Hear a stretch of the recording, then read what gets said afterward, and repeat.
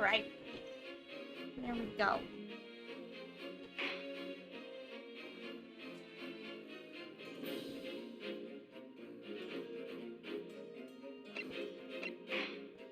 Yes.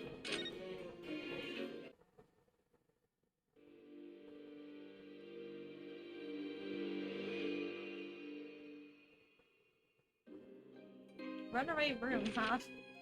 Glancing over my records of the late last century, I am faced by the events of a certain bitter winter. A murder in a carriage as it sped through dense London fog in the dead of night. Though the victim and the perpetrator were the only ones inside, there were multiple witnesses to the crime itself. However, none could have imagined at the time that such a seemingly obvious case as this would end in such a horrendous manner. My friend, Mr. Herlock Sholmes, once said of the incident, "I believe that perhaps that case was indeed the prelude. The beginning of a long concerto that impressive Japanese student and I were to play together." That Japanese student being moi.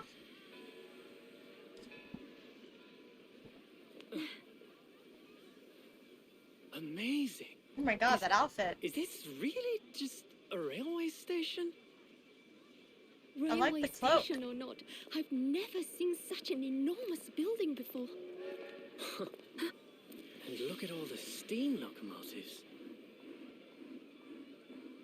This country is incredible.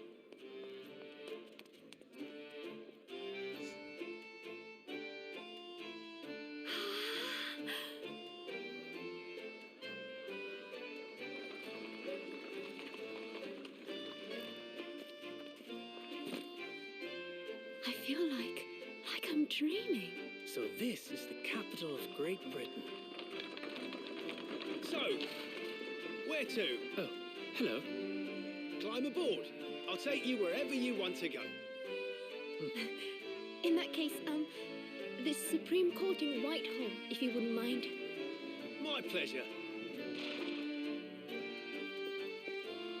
I suppose you're visiting students from abroad, eh? Yes. Thought so. Well then, I hope you enjoy your stay. And welcome to the centre of the world, Great Britain's mighty capital, London.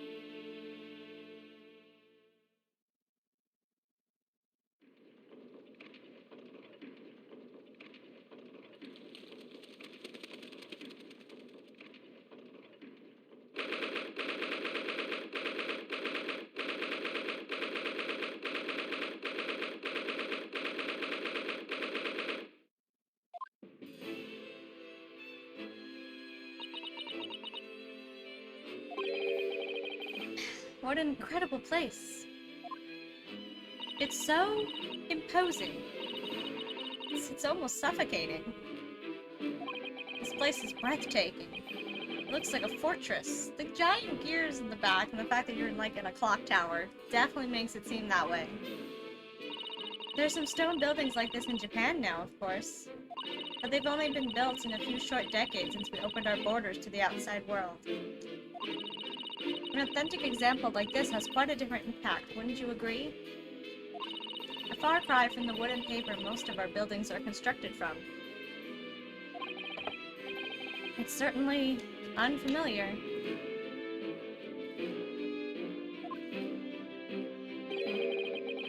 But I think there's more to the differences than just construction materials. What is this place again? This is the Lord Chief Justice Office, Nargo-san, in the Supreme Court of Great Britain. The Lord Chief Justice. We had instructions to report here at this time, if circumstances were different. We were supposed to let the Lord Chief Justice know that we had arrived from Japan. But Kazuma can't. No. So instead, we are here in a different capacity. As envoys to report the news of Kazuma-sama's death, Yes, and having delivered his or her message, an envoy's duty is done. So, we'd have to return to Japan. If we want to remain here in Great Britain, I'd have to take Cosmo's place as the law student selected for study tour. Yes, which means you need the requisite qualifications as a lawyer. Which is what I've been studying for. Here in Great Britain, it is the Lord Chief Justice who appoints lawyers. So that's the second reason why we're here, to have you officially recognized as a lawyer. It's the only way we'll be able to remain here in London. I hope I'm up to scratch. You've had a month, I'm sure you're fine. Good morning. Sorry for keeping you.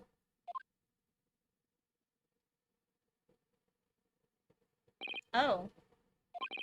I don't like the way you look. I trust you aren't too exhausted after your long voyage from Japan.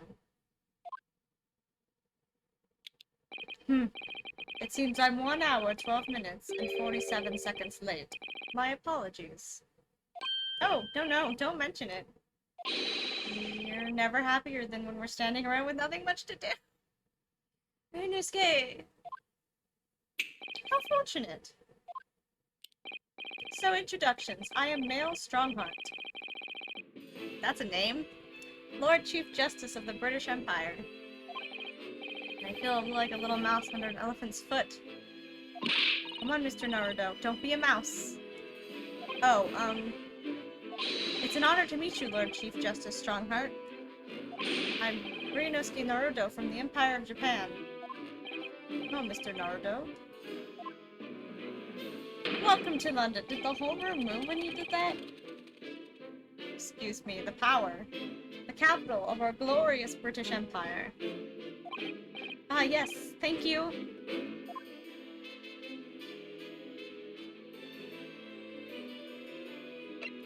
Can I look around your shit? Is that illegal? Would that be illegal? Naughty books.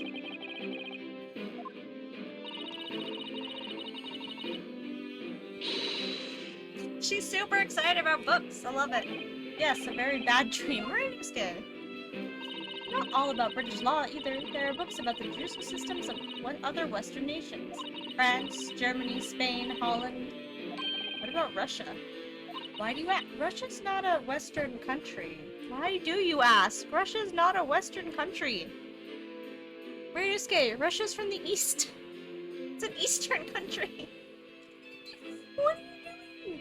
It's right next to China. It's not Western. Why would you ask about that?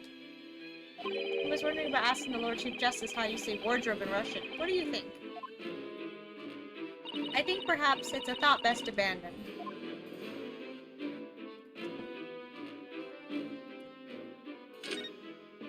Look at these menacing metal giants facing each other across the room.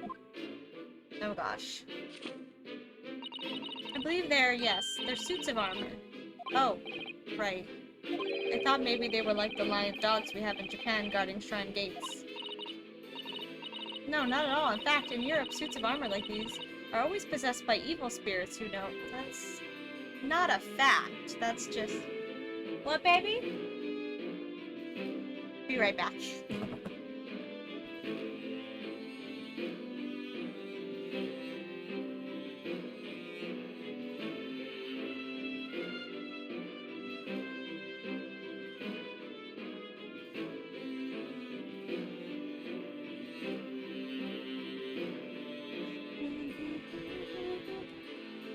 And they roam around in the middle of the night. Really? Is there nothing you don't know, Miss Suzato? I'm assuming she read ghost stories. And that is where she got that fact of information. This book tells me everything I need to know about everything. What is this book? What is this book? And why does it tell you everything? If you're ever unsure, just ask. Where did she get that incredible tome?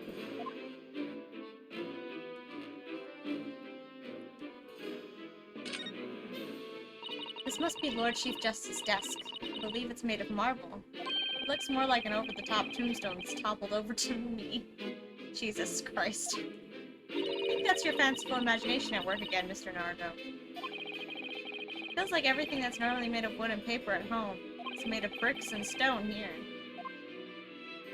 I know. That's why this place feels so overbearing, I'm sure. They want it to last forever.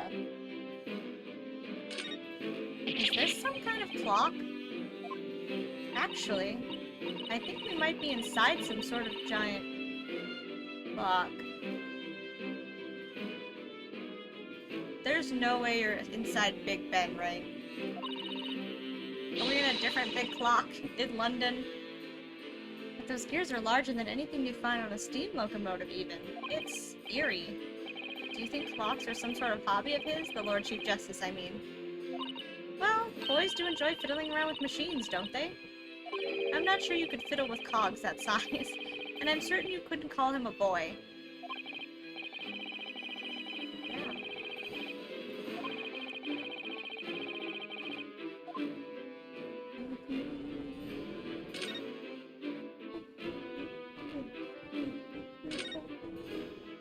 I think we have examined everything. Let's talk to you. So, what are your impressions of our capital so far? How do you like London? Oh, well, help? Help! Are you okay? You can't just say you like it? I've been so nervous ever since I got here that I can't remember a single thing about the city. What's wrong with... You don't have to say a specific thing, you can just say you like it. It's simply splendid, isn't it, Miss Naruto? Mr. Naruto. Oh? We had a wonderful view of some London streets from the carriage on the way here from the station. Everything is so impressive and grand. I must say I'm almost lost for words. I'm glad to hear you like it. The city boasts tramways, piped water, and gas, even cables supplying electricity. We spearhead every revolutionary new technology in the world. Every visitor to London is astounded. Oh yes, astounded is the word. Thanks for saving me there, Susanoo-san. Everyone seems so jolly and full of vigor.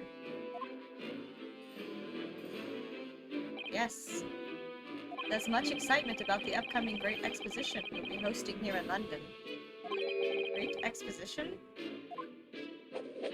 Cultural and technological achievement. I want to say advancements. Achievements from around the globe are to be exhibited. I can't talk today. Why am I doing exhibited here in our great city? It will be the greatest spectacle of its kind in history, and will make the Paris World Fair look like a toy shop. Gosh, I can hardly imagine how magnificent it's going to be. Great Britain's capital city is nothing but magnificent. London is the center of the modern world. And also, probably not long before this time, London was trying to buy all of the world.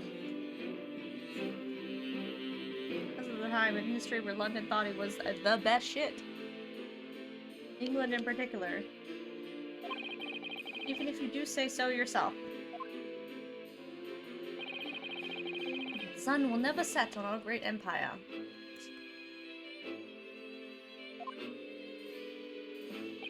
Perhaps it is fate that in these progressive times, we welcome visitors in the land of the rising sun. Lord Chief Justice, I think you were expecting a student of law for this study tour, weren't you? Absolutely. A Mr. Cosimo Sogi, if my memory serves. That's right.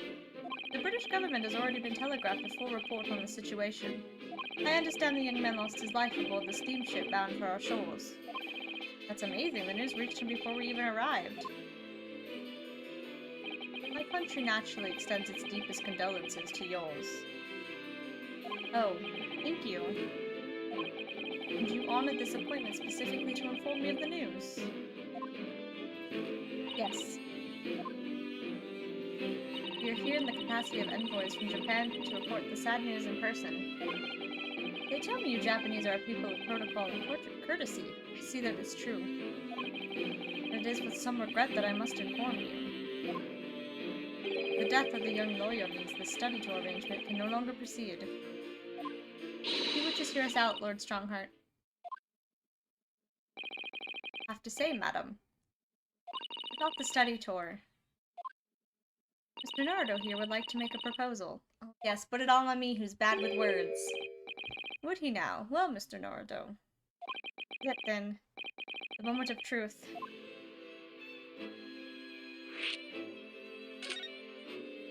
The thing is, Lord Justice, Lord Strongheart, I was wondering if perhaps you would consider allowing the study tour to go ahead. Don't misunderstand me. Britain would ideally like to see the tour go ahead. Without a lawyer from your country, there's nothing to be done. Well, in that case, what if there was someone else? Another lawyer from Japan, I mean. Is there something I don't know? Only a single lawyer was invited to Great Britain from your country. That was Mr. Asogi. At least that is what I've been led to understand. Well, the thing is... Oh my god, you need to learn to talk. Mr. Naruto. I could ruin things here if I'm not careful. What am I going to say? Words, at least. Yes, you! You dumb man. It's me. I can do it. That's so. I mean, I don't actually have any qualifications as such, but... No qualifications, you say? And yet you still claim to be a lawyer? Defended myself twice. Twice! I've acted as a lawyer in court before. Only once. Well, second time on a boat, but you weren't in court. As it happens. I had Kazuma to help me, and I was the accused. But glossing over the details. I've been spending every spare moment on the journey here to Great Britain studying. I've learned all about British law and court proceedings while I was on board the SS Burya. Voyage from Japan is 50 days, I believe. Not what you might call a full education. To become a qualified lawyer here in Britain, not only do you need a university degree in law, you must also complete several years of training. I realize it's far too short a period of time, but I can't just go back to Japan. Kazuma, Mr. Shogi's journey had only just begun. Coming here on the study tour was all he thought about. I have to carry on and do everything he planned to do. I know it must sound like I have an overly inflated opinion of myself, but I would do anything to prove that I have what it takes. Any test you care to set me. Just one chance, that's all I'm asking for. Please. 31 seconds. Sorry? Your opening statement there, Mr. Naruto. It was 31 seconds long. Not too brief, not too protracted, a perfectly judged appeal, I would say. Which is a skill that would stand you in good stead as a lawyer. Oh, thanks. So you're willing to put those words to trial, are you? Well, I'm all for entertainment. I hate this man already.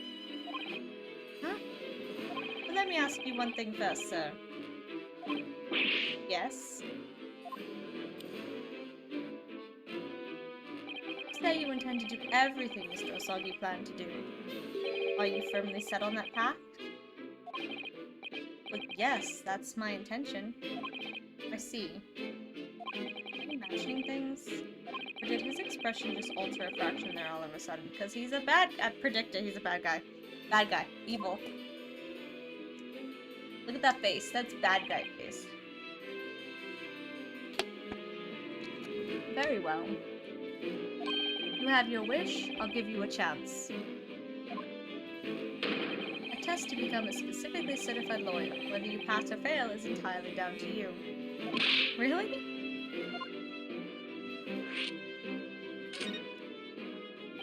So what form of the test take exactly? Tell me, Mr. Naruto, what do you consider the role of a lawyer to be? Well, defending people, of course. I mean, there's also the prosecution side, but, you know, we'll just go with the defending side. Well said. So, let's have you defend someone. Huh? Your timing is perfect, in fact. There's an apt trial about to begin later today. No advocate has been appointed for the defense as yet, so this will be welcome news. Today? Straight away? If you manage to secure a verdict of not guilty, you'll have passed my test. What could be simpler? How do I get myself into these situations? By talking. That's how you do this. Well, could I ask what sort of trial is it, Lord Strongheart? Yes, good question. Ah, I remember. I would hope you remember, good sir. It's a murder trial. Oh god, well I have experience with this. A murder? An extremely simple case, I understand. You really can't lose. That's easy to say. But I should mention, just in case, if the defendant is found guilty, he will, of course, be sentenced to capital punishment. Capital punishment? They'll be put to death? Here in Great Britain, murderers are sent to the gallows without exception. Presumably you read that much in your short sea-based introduction to British law. Assumedly that's, like, pretty much the basis everywhere. It's not just Britain.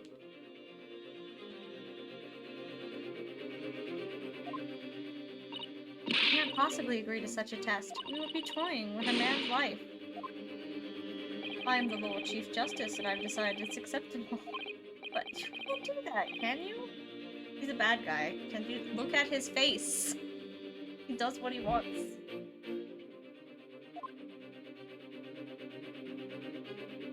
There's no need to overcomplicate this. All you have to do is ensure that you don't lose. The defendant may live or die, depending on how well I perform in court. If I lose, you'll be hanged. Ronaldo, you've come to me claiming to be a lawyer. If you want me to take you seriously, you need to prove you're willing to do a lawyer's job. Did you say you intend to see through the will of your compatriot, Mr. Sogi? I would like to understand just how far you're willing to go in order to make that happen. Testing my resolve. What's the matter? You've fallen silent. I'm sorry, but time is pressing. The trial begins shortly. I need an answer from you now. What's it to be? Yes? Hey, do I agree to this absurd test? I'll do it. Alright then, if I have to give you a decision now, my answer is... I can't do it, I can't get the words out. 15 seconds. Your decision-making needs work if you want to be a lawyer. It was too slow. So, it's as I suspected, is it? Sorry? You have noble intentions, but lack the resolve to see them through. Test is cancelled. Thank you for stopping by. Go and acquire your ticket for passage back to the east tomorrow. This conversation is over. Yes, Lord Strongheart. For offering me a chance. I'm sorry. Excuse me? It's alright, I understand.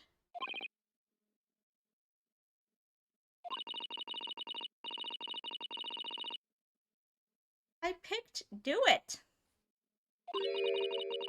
Solve has absolutely nothing to do with it. What are you trying to say, madame?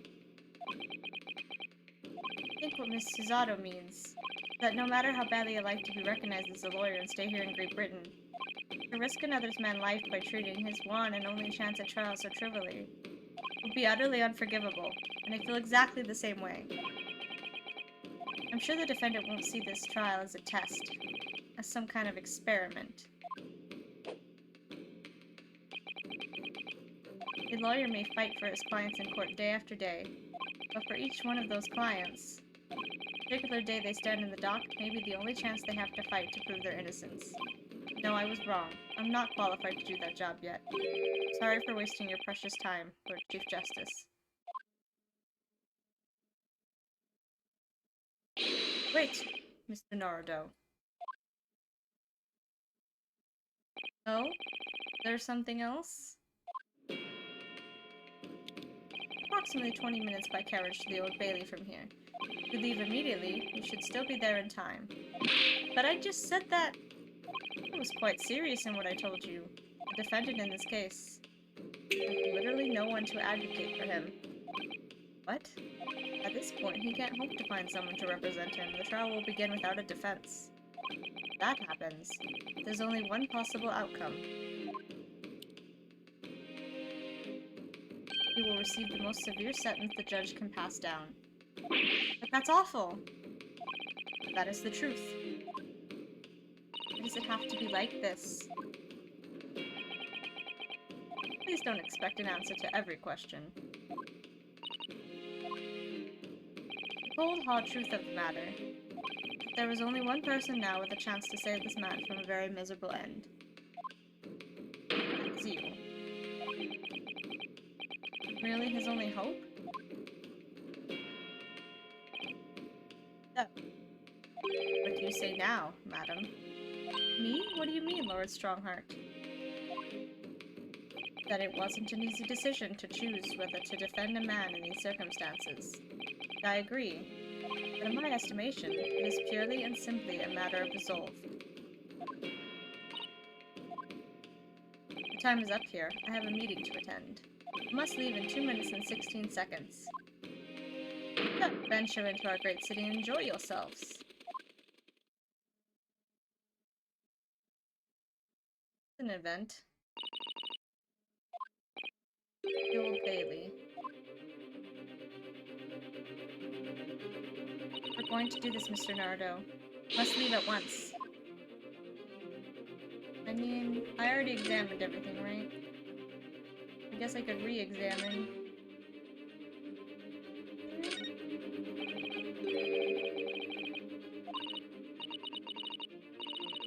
Oh my god, okay.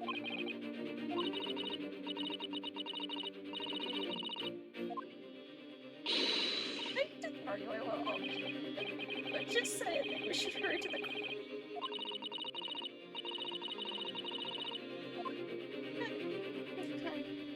Okay. Not what you meant. We're going. We're going. We're going. We're going. Don't throw me.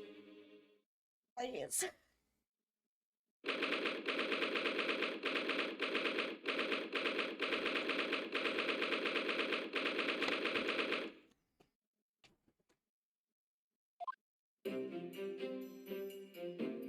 Oh, thank goodness we're in time. Still 15 minutes until the trial begins. I never knew a horse-drawn carriage could go so fast. I thought my teeth were gonna rattle loose. Did you hear what I said to the driver when we climbed aboard? Get us to our destination in 5 minutes, driver, and there's an Inia in it for you. One of my favorite lines from the Herlock Sholmes stories, and it worked quite perfectly. Not sure why you're so pleased. I thought we were going to die, and we had to pay gold for the privilege. Well, at least we arrived here before the trial started. Yes, I suppose there's that. Anyway, I don't understand it. The court clerk said the defendant should be here, but there's no sign of him at all.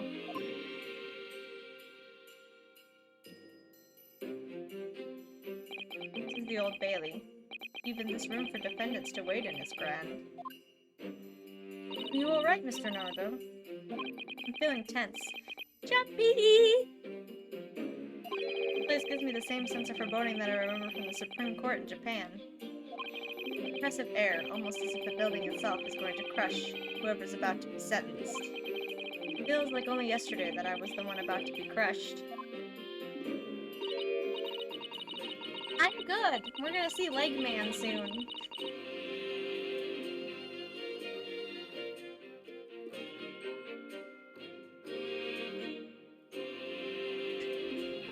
Go on. Oh! Oh! Did you see the Lumang? You've almost met my favorite. He's not there yet, but he's part of the Lumang, and I'm very excited. It's not Kuano. Oh, you're gonna... Kuano is gonna... You will see! He does the thing where he slams his leg up on the desk. I'm so excited. I think his name is Baron von Zeeks, but I haven't actually, like, met him yet. Ah, you're gonna... Kuano's interesting. Like, I like Kuano because of what he means. Oh, that guy. I can't wait. I can't wait. Yeah. Oh, yeah. Mm-hmm. That's what I meant about the combat being really, really like, you have to learn the combat. Like, he's one of the times. My favorite does that too, but he does it in a different way. Yeah, the jumping is fun! if you do the jumping, sometimes Kuano will do it back to you, so that's fun. He'll do it back to your ass. I've actually had us both jump and hit each other at the same time. He'll do it right back to your ass. He fucking learns. It's great. Yes. Whoever the man to defend is, I imagine he's feeling very alone at this moment. I did it to him a couple times. Top of the morning to you, madam. Sir? Oh my, wait. Wait, I gotta say this properly. Top of the morning. No, I can't do it. I thought I could. I had it in my head. This is the best you're good. Top of the morning to you, madam. Sir. Oh, it's so good. I like the Kuano fight.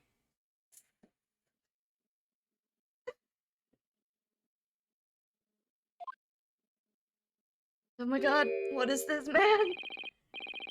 What are yous doing following me here? Things are fair desperate, are they? I keep doing English. I'm pretty sure this man is in English. He said top of the morning to you. What are you? This character. Sorry? Would you look at these expressionless faces from the East Aussies? Ooh, yeah. I really liked Crane with Kuano, but that was just because the dodge and stuff is faster in Crane, so I did a lot of the dodging. We're from Japan, yes? Ah, Japan, is it? Right, say no more. I keep going to English. Crane, can you do Irish for me?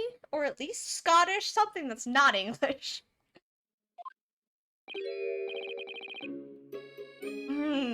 Just think Jacksepticeye, brain, come on. Yeah. Yeah, I tried to use Tiger for the boss fights because it would normally be one-on-one, but I just didn't like it. Like, Crane works really well for even single fights, even though the game tells you should use Tiger. So how much do you need? No, we're just here because... No need to explain, fella. I've been there myself, I have. So I have. What is this guy? What is happening? Can't do Irish today, I'm giving up already. No place to go, nothing to eat, barely a penny to your name, and all the while in a strange, faraway land. Well, actually, we haven't found a place to stay yet, no. 'Tis grand. Let me start by giving yous 1,000 guineas. Say nothing now. 1,000 guineas? Please, Miss Susato, you don't have to shout. But 1,000 guineas is enough to build an entire mansion in the most prestigious area of Tokyo.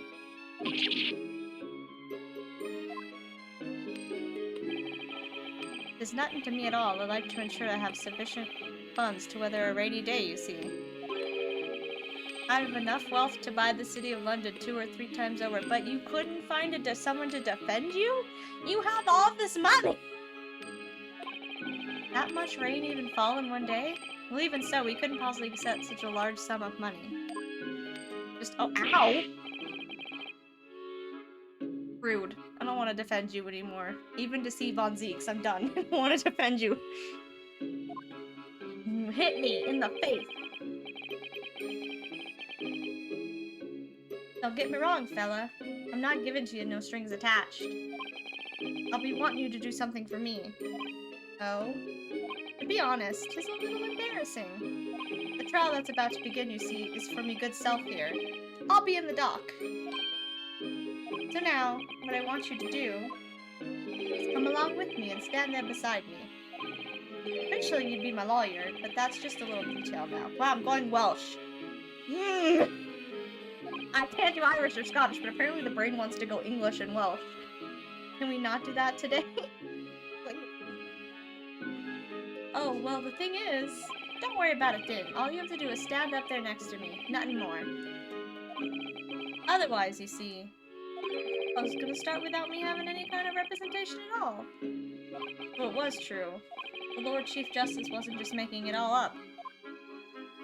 I'm terribly sorry to have to ask, but after the defendant in this trial? Obviously. Luster and Blazes, do yous not know who I am? Me? One of London's biggest names? Oh, was he actually supposed to be English? I can't tell with the top of the morning stuff. I assumed he was Irish, okay? I was about to do the Jacksepticeye thing and slap my hands together. No, sorry, we only just arrived in the city, you see. I see. I suppose it isn't altogether impossible. Well, just next to Hyde Park, there at the center of London, is another beautiful park. Sorry? A park? What? It's called the McGilded Park, full of blossoming flowers in the spring and singing birds and whatnot. Donated to the city, so I did. Hyde Park? In central London? City of Smiles. That's my vision for London. There's nothing oh, his name is Magnus. Like that name, but I don't like this character. Magnus McGilded wouldn't do for the city and its queer old people. That's amazing, I mean, really extraordinary. But now that the goal to say I'm a good for nothing criminal, me, Magnus McGilded. What is the matter with the London police, I ask you? Good sir, please breathe. Alright, don't pass out. Bernardo. Perhaps now would be a good time to introduce ourselves while the gentleman catches his breath. Good idea.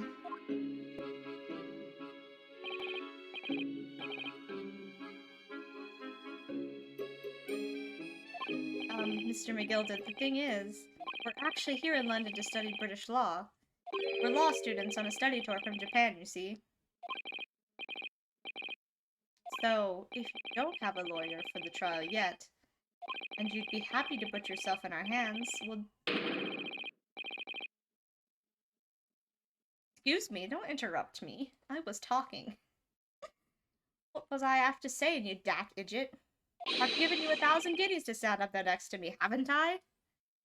Well, yes, but I wasn't really offering to just stand up there next to you. Oh, I think I see what's going on here. Sorry? I know what you're thinking. I'm gonna say thinking because I don't like saying thinking. This chancellor of a fella claims to have more money than the Queen. But if that's true, why the blazes can't he hire the finest lawyer in all of England? That's what I was thinking. Runescape's too dumb for that. Because he did it, that's the only explanation. Well? Well... No. I guess we should say no. Not at all, although it is a little strange to be honest. Why don't you have a lawyer, I mean? That would be the fault of the Reaper. That's the word! That's what I'm playing this for. I have a character type.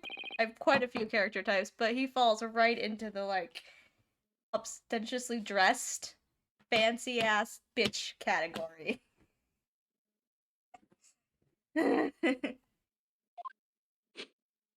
I, the Grim Reaper of the Bailey, Lord Barrack Van Zeeks. He's the prosecutor. This means I get to talk to him the whole time? I didn't know he was the prosecutor. I guess I should have assumed that with the leg slamming constantly. The prosecutor is the Grim Reaper? And Van Zeek stands for the prosecution. They call the accused his sacrificial lambs. And to this day, in every single trial in which he's been the prosecutor, the accused has been damned. What? Would be fun. So let's reach the desperate situation. But there's no one willing to stand in defense against the fellow at all. You could say he's a living legend of the Old Bailey. Goodness, Lord Barrack Van Zeeks. He must be an exceptionally talented prosecutor then. Talented isn't the word you're looking for, madam. Cursed. Cursed? What on earth? The defendant is summoned and his counsel. Please make your way into the courtroom. The trial's about to begin. His counsel. That would be me. Yes, that would be you. Oh, 'tis time. Well then, fella. Don't let me down. But I don't know anything about the case.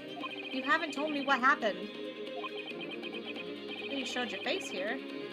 I made up my mind, so I had. Sorry? I've decided I'd have to defend myself in there. How would that have worked? Maybe he is Irish. I can't tell if he's Irish or English. Some of the things you say come off Welsh. I can't tell what he is.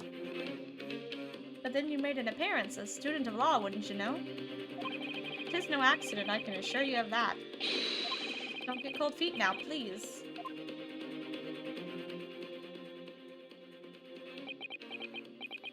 I literally know nothing about the case, or about this man who stands accused.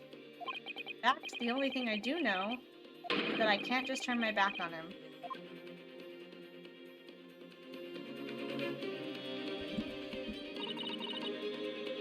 Mr. Naruto. The man is no one.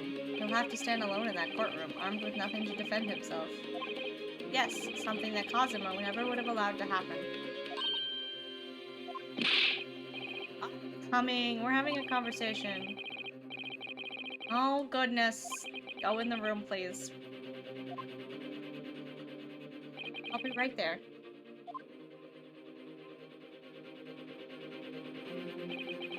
Happening then. My first trial in a British court. I hope you're watching over me, Kazuma. Okay. Because I have no idea how to manage this. Yeah, we need Kazuma. Anyone named Kazuma makes things better. He had to go and trip over something. Well, she pushed him, I guess. Death happened. I don't believe he's dead. Can I say that right now? I feel like that's a lie. Maybe it's because I really liked him. I'll love to be dead. Let's see.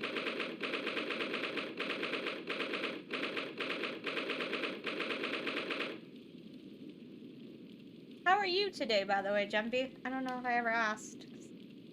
Well, distracted.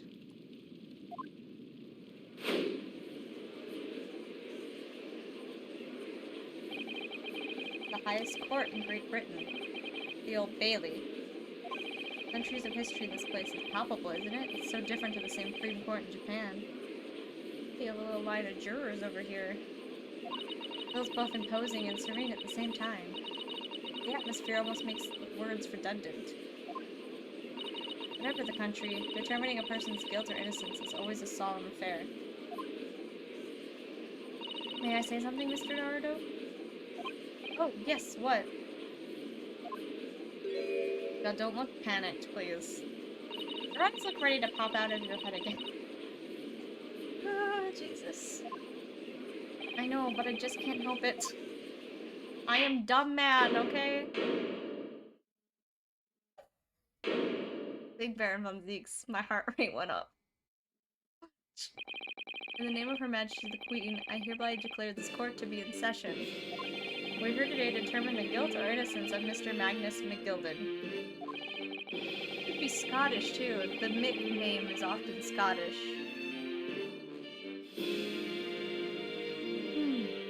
You think being married to a partially Scottish man, I could do a Scottish accent? No, I'm terrible at it.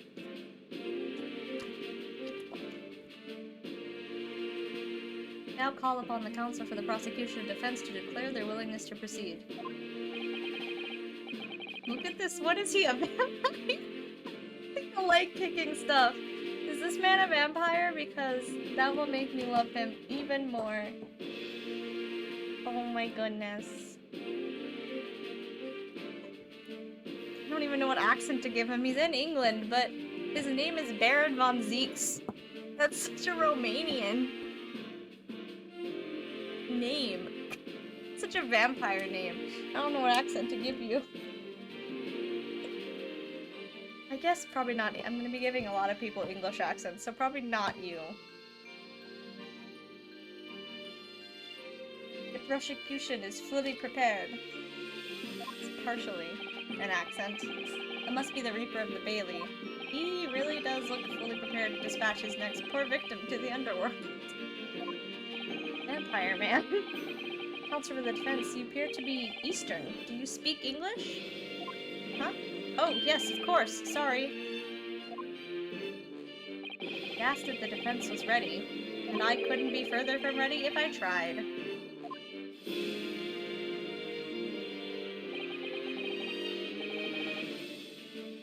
Sorry. What is this? What did you just say to me? Those eyes, please. Is he?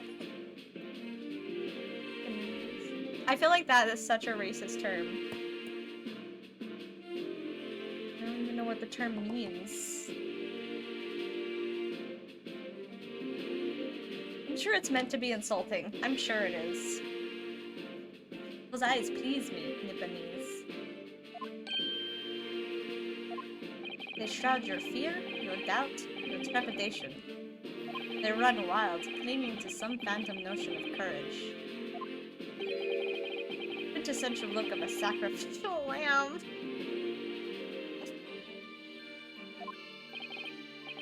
Ugh, a cold shiver just ran down my spine all the way to the tips of my toes. Are you sure that's fear? Could be a little bit turned on. Just a tad bit. Ugh. Now, Mr. McGilden. Yes, my lord? Oh god, I forgot to do English for the judge. Everyone here is English. You stand accused of murder. Capital offense. You could be sent to the gallows if found guilty. The only English accent I could do properly is Holmes, and I don't know why. Quite sure you wish to entrust your defense to this foreigner. As I've always said, my lord, 'tis a grand thing to give opportunities to the young. Even if the fella is a student from some little island off in the Far East. Can you all stop being so offensive to Japan? My Jesus. It is not the British way to ignore the dangers to yourself and give those less fortunate a fair chance. I like to think that all acts of Tripoli do the great British Empire proud.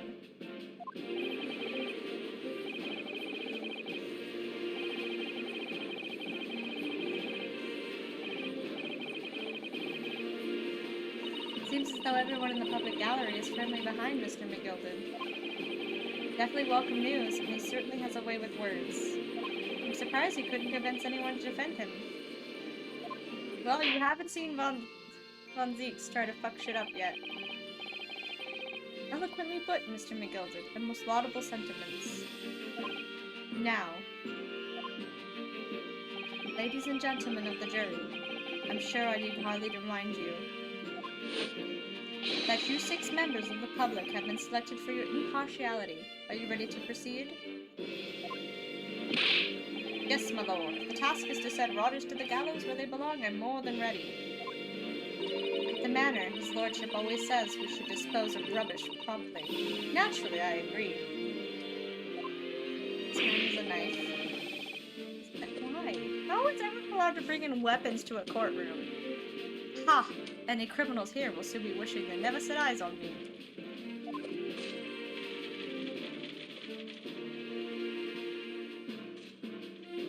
Hello there, Major. I feel a chill. Oh, don't mind me, my dears. I'll just be getting on with my knitting. Why couldn't I do her accent? Well, that accent came out perfectly! Brian, what is wrong with you? Ah, Mr. Naruto, these people are the jury. Yes, that's something we don't have in Japan yet. That's right. I've only ever read about it. But here in Great Britain, the court's final verdict depends on the opinions of these 6 jurors. The judge passes sentence according to the law, but the jurors determine guilt based on common sense. Yeah, they all have to be in, like, a final agreement. So the defendant is ultimately judged from 2 completely different points of view.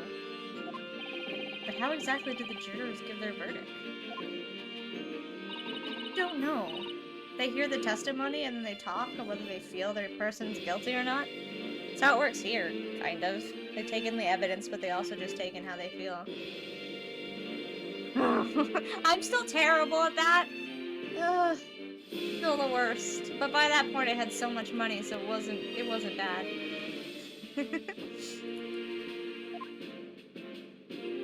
I'm sure it will become clear as the trial progresses. Yes. Prosecutor Van Zieks. My lord. Yep, that's going Romanian. There's no other option here. He looks like a vampire, so they talk like a fucking vampire. It's been a number of years since we've seen you here in the courtroom. I thought you renounced your fame. I'm known as the Reaper of the Bailey, my lord. Infamy rather than fame, I would say. I'll make him hotter with the accent. And watch, they're gonna do a voice cutscene. He's not gonna talk anything like that. Anyhow. But yes, 5 years have passed since I last spread my wings in this capacity. So what brings you back? Is there some change of circumstance of which the court should be aware? You got a joke? What is the joke? Oh my gosh, what is this? What is happening? What? Don't leave anything to my imagination. What are you doing? Ooh. Fancy man.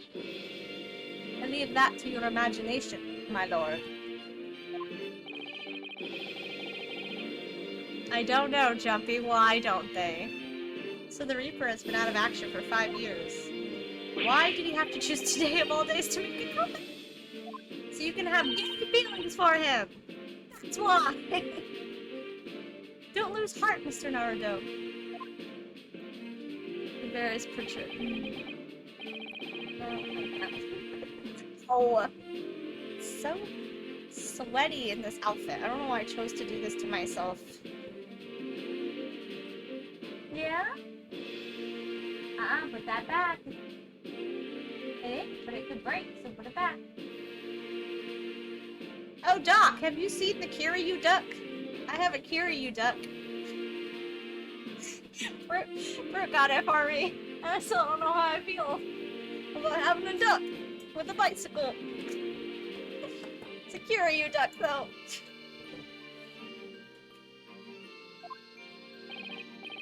That's okay, he was looking at more ducks, by the way. And he pulled up one, and he's like, look, it's another version of Kiryu. And I looked at it, and I went, no, sweetie, it's not. It's a Shenmue duck. And he was like, isn't that the same thing? And I was like, no, sweetie. I don't actually like Shenmue. Look cute of you to see something Japanese and go, oh, they must be the same. What are you saying? What are you saying? What are you saying? Yeah?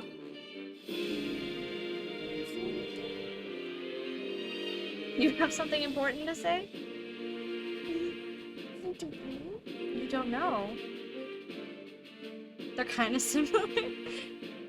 I just thought it was funny that it says Shenmue right at the top. What? What? What are you grabbing over? What are you grabbing over? Okay.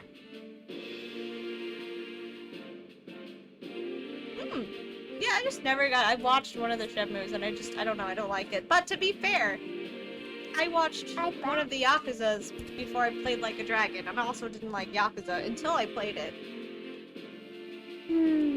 No, if you're gonna do that, you have to go in the room. Okay. Or go sit on the couch. I can't play the video game with you in my lap. Come on, go sit down on the couch, please. Angelique, please. Yes, you can. I'll carry you. Yes. You never finished the second one, though? Also, to be fair, I'm that way about a lot of games. Like, Persona, I had a friend who talked about it all the time, and I thought it was so... everything they talked about was, like, the social links part, and I was like, no, absolutely not. And then people kept pestering me, and I played 5, and I loved it. The same thing with Ace Attorneys, to be fair. People posted stupid memes for my entire, like, existence in video games, and I was like, wow, this series looks dumb as fuck. And here I am, playing it, and enjoying it. So, like, my opinion of things versus when I play it is totally different from each other.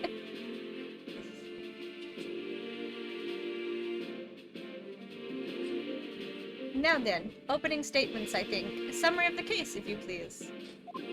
Certainly, my lord. As your lordship is aware, this is a case of overwhelming simplicity.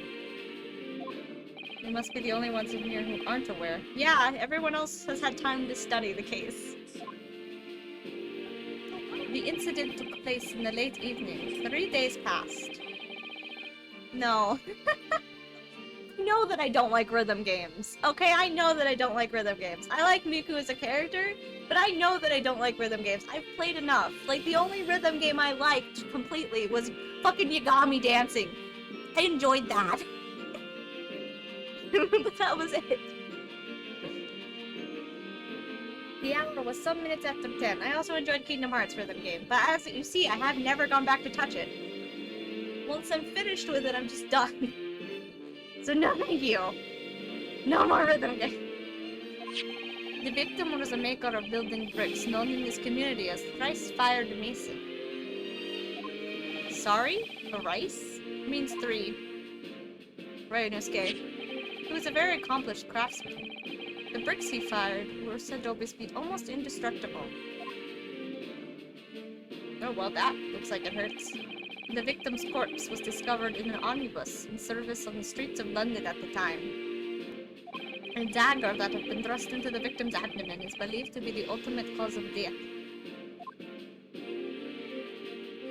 Look at this man. Here is the autopsy report from the investigating medical officer at Scotland Yard. Thank you, Consul. I shall accept that and the photograph as evidence. I think the most difficult thing about this game is switching accents. Because once I get going on an accent like Van Zeek's, I just want everyone to do that accent. Van Zeek's it's hitting me so perfectly. Well, I should look at this. Let me wait, I gotta look at these game. Look at this face, though. This is an attractive man. Okay. I have a character type, and he falls into the Sephiroth Vincent category of like really attractive vampire-looking people, and I'm totally into it.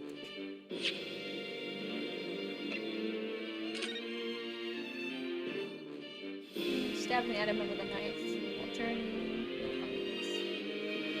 Okay, so 10. So it was between 10 and 11. I don't even bother different voices. For the most part, I don't. Like, you see me play Persona. Yagami is a vampire. Where did that? Oh yeah, because he is the Dracula. I never actually bought that. They have it in Lost Judgment, and I never bought it. His bartender outfit was so fucking attractive. Like, holy shit. But no, yeah, never. Yeah, I forgot about his Dracula.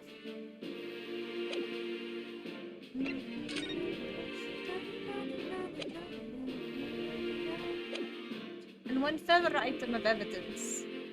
Yeah, but like Persona, I never did different voices. But like for this, it feels necessary. The prosecution wishes to submit these as well. And these are? Good lord! Is that blood, Counsel? Yes, my lord. Seized by a policeman who arrived at the scene. The accent's gonna be gone. These gore-soaked gloves were taken from the hand- No, god, the accent's disappearing. I'm really bad at this.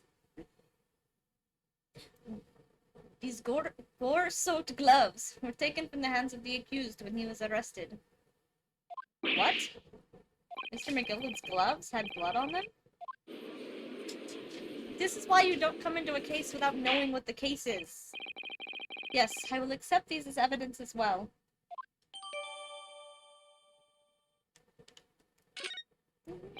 How did I get into this? I'm backed into a corner before I even started. Continuing. Wait, not continuing. You continue in seconds, not right now. I'm examining.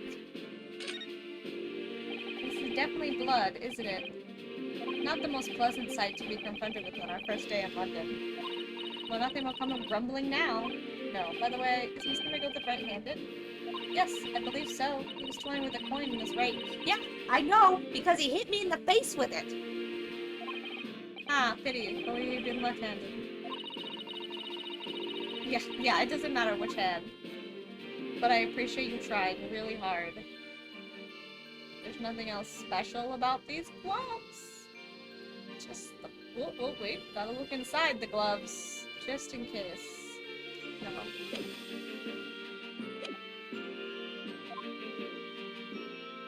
According to the driver of the omnibus, there were only 2 passengers traveling inside his vehicle at the time. Surely the blood belongs to the owner of the gloves? Surely, it must. Only 2. Obviously, one of these passengers was the deceased brickmaker, Mr. Mason. The other. This is what this point. This man has really sexy, like, fucking things that he does. Like, a point. It's so... Oh, Jesus. Was the accused Magnus McGilden.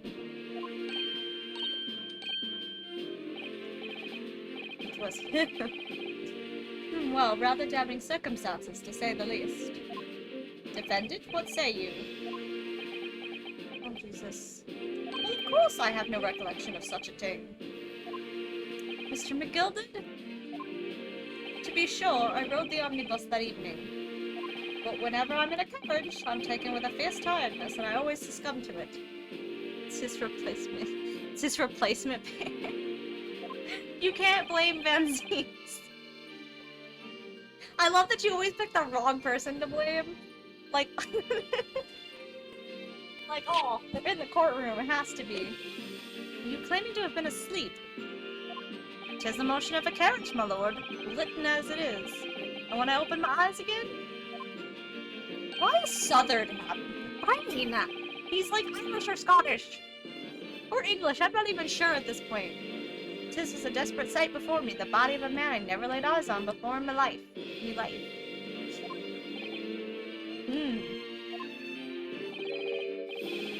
Now I ask yous, what good-hearted soul wouldn't rush to help a fellow bleeding from his stomach? Fair. I wasn't about to start worrying about me gloves now, was I? I reached out to give the man a hand. So the blood got onto the gloves then after the man had been killed. Unfortunately... He's my second choice. Okay. Unfortunately, that statement of the driver's is only the beginning.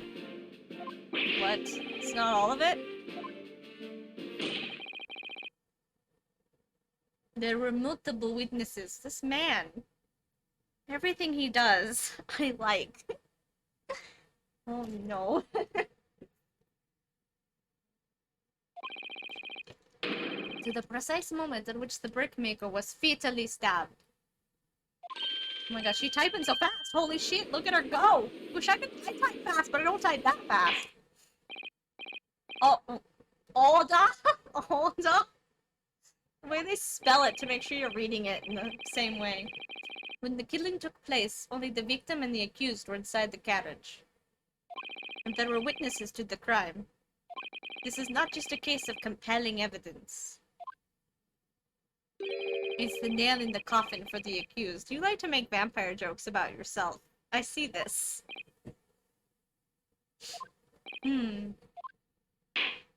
Thank you, counsel. The circumstances of the crime have been made quite clear. I think we will hear testimony from those witnesses first of all. Your wish is my command. I need to see you do a leg thing. I need to see you lift your leg up and slam it down on the table. I need to see this. What is this? Oh my god. Bailiff, bring the witnesses in at once.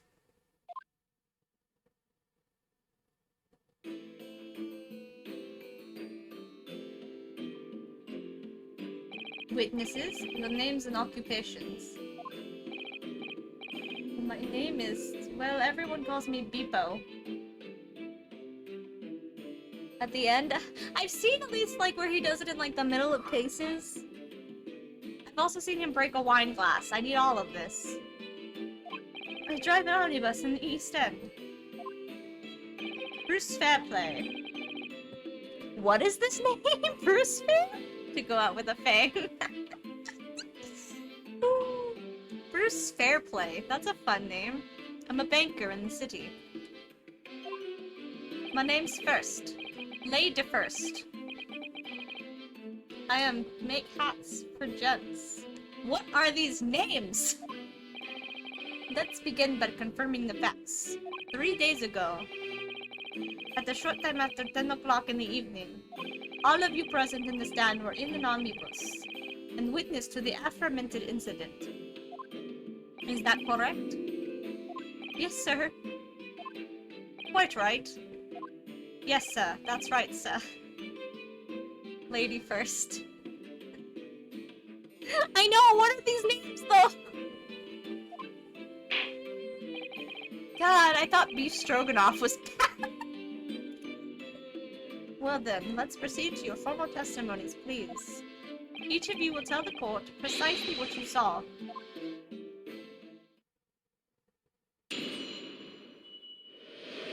What the witnesses saw.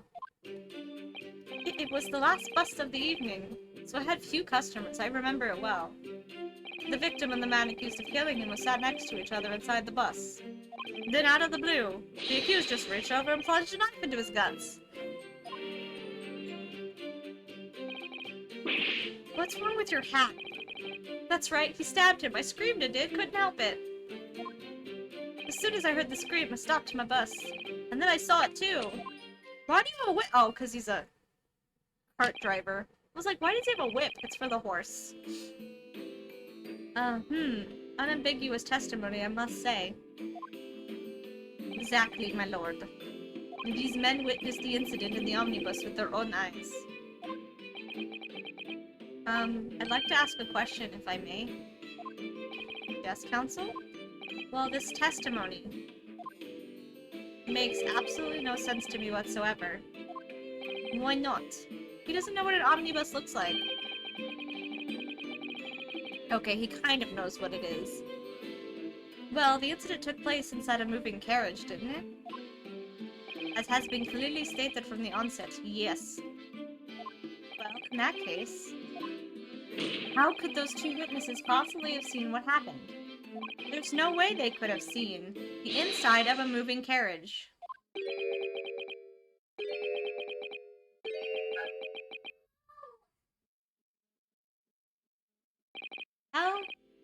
How quaint. Jesus. I'd read that civilizations in the Eastern Island nations was a good century behind their own. Oh no. Oh no, he's about to be insulting. But you're here in London yourself. Are you really so ignorant about our omnibuses? Huh? Tell me, my Nipponese friend. Hold on. This word me. I'm sure it's just another way to say Japanese. But it's bothering me because I've never actually heard that term before. I'm assuming it's also insulting.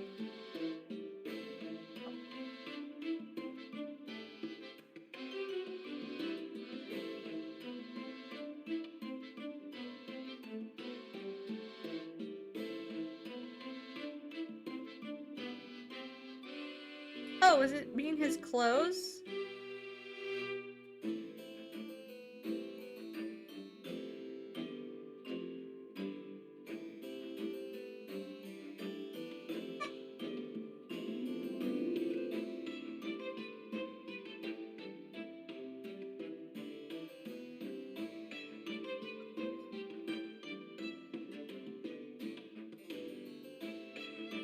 Okay, it's just another way to say Japanese, I guess, for this game. I really thought it was something else. A patriotic term pre-World War II, which would make sense for the time period. It's used to insult people lower class from Japan. Rude! Bitch! I still like you, but you're being fucking rude. Can you stop calling him that? You could just say Japanese.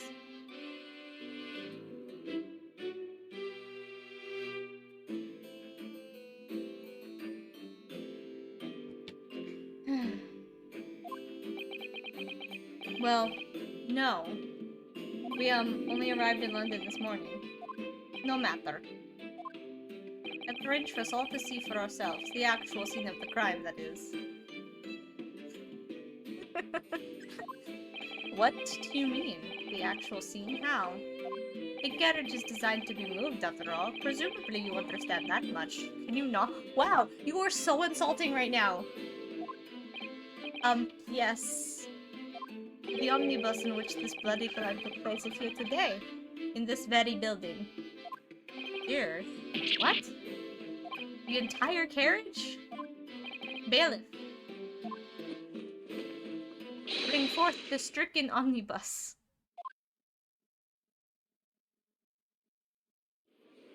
How did you get it in the building is what I want to know. So that's an omnibus. The omnibus. I can't believe they could bring something so enormous in here. Great Britain's courtrooms are amazing. As you can see, the omnibus is pulled by 2 horses and can carry up to 8 passengers. It also has windows, but that doesn't mean you could see the murder. Clearly. 4 passengers seated inside the closed cabin, and another 4 on the rooftop deck above. Alright, so maybe if the murder happened, but the murder happened inside the car, it'd still be hard to see it. Every Londoner knows that the best views of the city's architecture and sights are to be had from the top of the omnibus. And I should point out to our foreign guests that there is a skylight in the roof. Wait, are you saying that the people were in the same omnibus? I thought they were on a different omnibus. You didn't make that clear, because if they were looking down, they could clearly see. I don't know. I have no idea. When is, Herlock Sholmes coming back is my other question. I'm gonna have 2 men that I extremely want to see more. It's them in the same room. But there is a skylight in the roof, allowing a view of the interior from the seats above. A skylight. Oh! The penny drops at last, I see. These 2 gentlemen were occupying the rooftop seats on this omnibus when the murder took place. Well, you did not say that! You made it sound like they were in a different omnibus, you fuck! That is how they came to witness the grim incident. Through the skylight. That makes perfect sense. Well, counsel. The first. In all my years behind the bench, I've never experienced the crime scene itself being brought into the courtroom. There are a number of important clues remaining inside the carriage, my lord. I would like to submit the omnibus itself as evidence. I would hope it would be evidence! That is the prosecution's wish.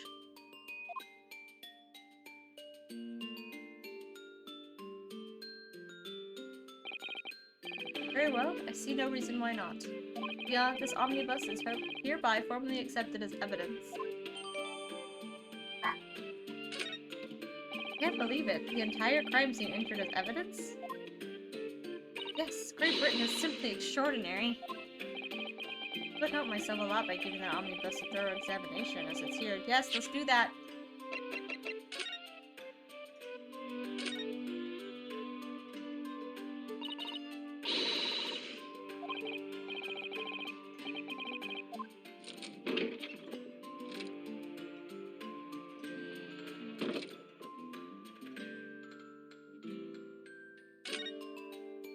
Quite a large skylight. Yes, quite large enough to afford a good view into the cabin from the roof deck. There doesn't appear to be a handle or a catch of any description, so I suppose it can't be opened from the inside the cabin at least.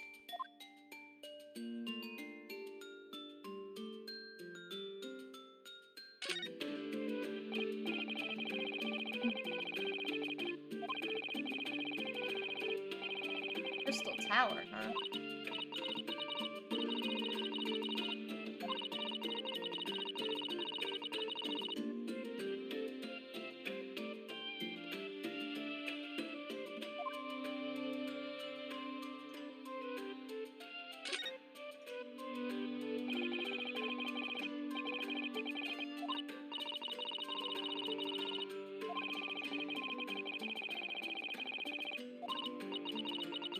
It was after dark and there was no lamp on here, so perhaps the culprit couldn't see anything outside the skylight.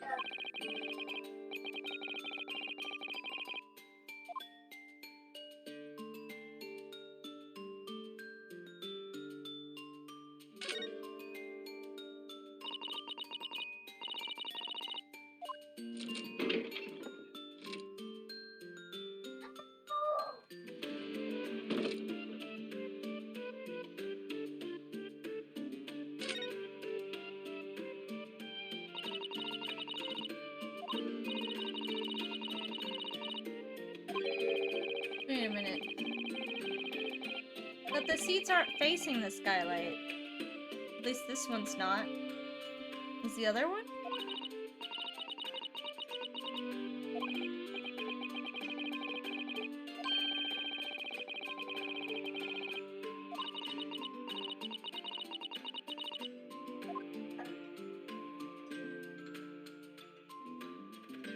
Okay, this one they would have been able to see in this thing.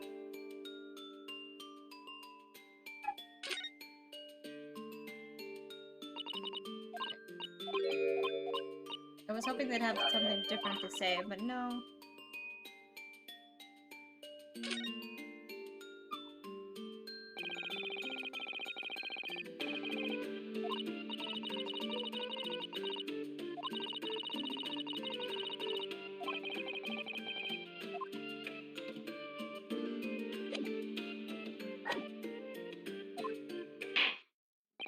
Let us continue with proceedings then. You cross an examination council.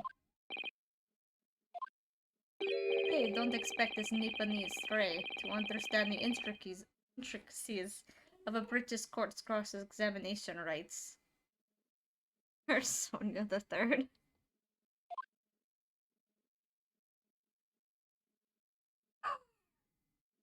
Alright. Your first cross-examination of British court. Focus, Runusuke. Focus!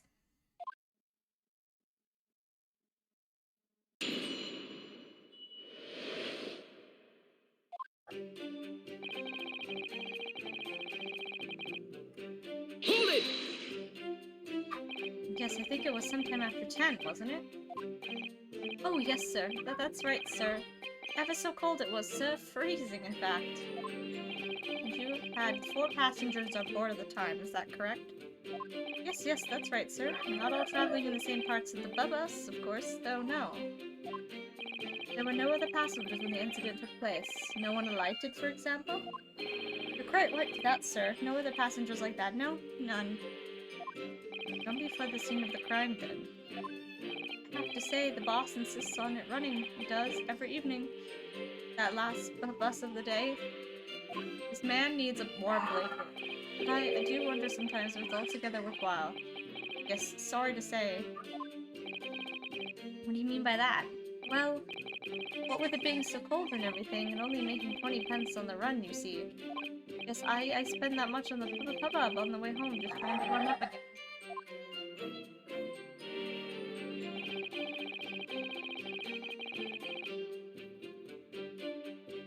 Hold it! And you saw them through the skylight in the roof of the carriage? Really? Are you just coming up with names right now?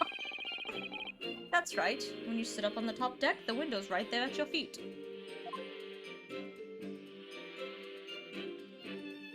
There was a lamp on inside, so I had a pretty good view. But still... No. The two of them were wearing hats, and I couldn't exactly make out their faces. Wait, this man doesn't look at all like the man that we're defending. Doesn't look at all. He looks more like you. But there's not a shred of doubt in my mind that it was Mr. McGilden. There's a doubt in my mind. How can you be so sure? Well, how can I put it politely? Mr. McGilden is a gentleman of rather small stature. I couldn't have mistaken him for anyone else, except that picture you just showed me looked nothing like him. Let's not forget that when the vehicle came to a halt, the only people inside the enclosed cabin were the deceased Mr. Mason and Mr. McGilden. There is no room for doubt here. Ugh, I really wish there was.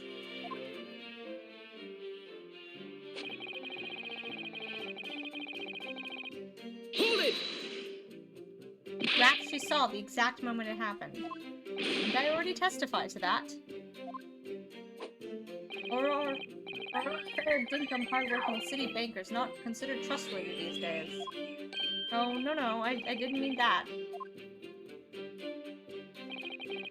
Oh good, I've really got his back up. Perhaps you could just tell us what you saw in a little more detail. Hello? Juror number 3? What is the meaning of this? My mind is made up, my lord. Completely and utterly made up. What? I don't like the stinking rich. Never have. They're always up to something or other that they shouldn't be. Every one of them. I don't know why I gave him this accent, but it's sticking. He looks like a fucking prick. So the accent's sticking. Oh! And that little leprechaun of a man is no exception. Oh, he is Irish! Is he? I can't tell in this game.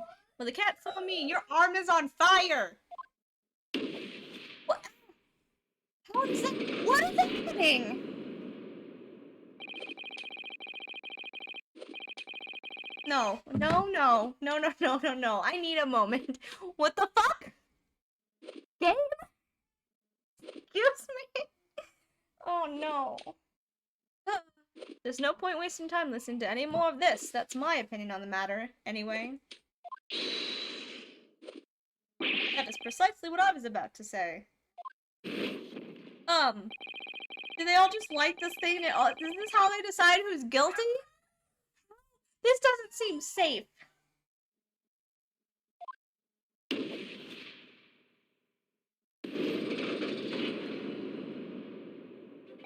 What is happening here? My thoughts exactly. Of course she fucking knows what's happening. Let me see. Ah, yes. It seems that's how the members of the jury give their verdicts. With fire? Apparently, yes. White for innocent and black for guilty. As the 6 members of the jury make up their minds about the case, one by one, they each cast a ball of fire into the great scales of justice, as we saw a moment ago. No. Stop it. I don't like it. Don't do that. No more throwing fire. If these enormous scales fall completely to the black side, does that mean... Let's do our very best to make sure that doesn't happen. And even more work than was before. Very well. Court acknowledges the change in the jury's stance. Counsel for the defense, please continue with your cross-examination. This is a nightmare.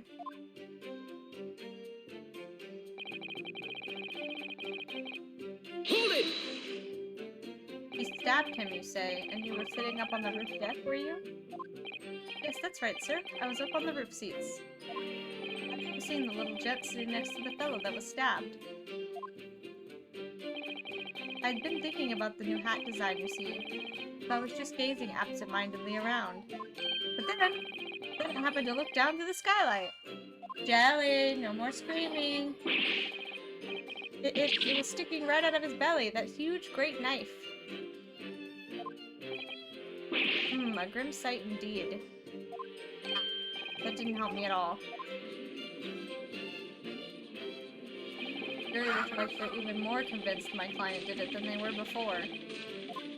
That appears to have made everyone even more dubious that Mr. McGilded is telling the truth. Oh, thank you! If only we had some evidence to counter their suspicions. Hello! Oh, please stop with the smacking on the desk. I can't handle it, good sir. I can't take this.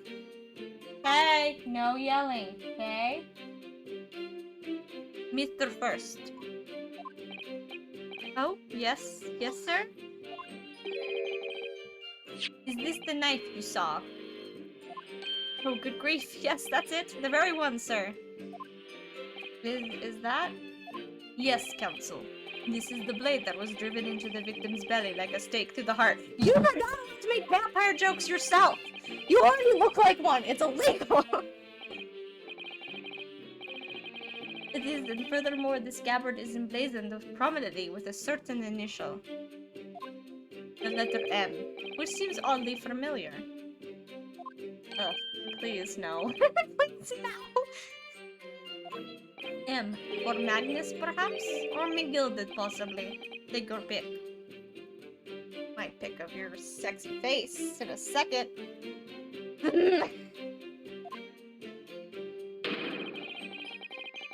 He hasn't even done anything else he does, it's just the pointing and it's already too much. It seems this particular big name in London made a magnificent mistake. I'm gonna... stop it. Please, I can't handle you. Objection! But there are M's everywhere. You're so dumb. I love you though. Like, yes. Like in Mason. Objection! That was a hot objection.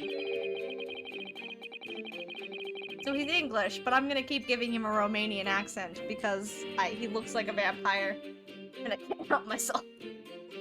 This blade is far too extravagant for a poor brickmaker to have owned. Every time he does that. No, this weapon of murder almost certainly belongs to the accused.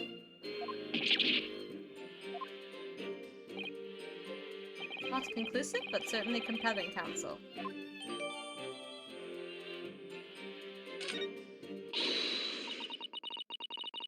Oh. Go on. Mr. McGilda is a pillar of society and a gentleman. And a gentleman's word should be sacrosanct. Sacrosanct? However... Oh no, she's doing it too. Those of us in service know we must accept hard truths. Wait, what are you about to do? Dispose of the rubbish! I hate what's happening right now. Oh my god, this case is not going well. I don't wish to cause offense, but I do like to eradicate all traces of filth and grime.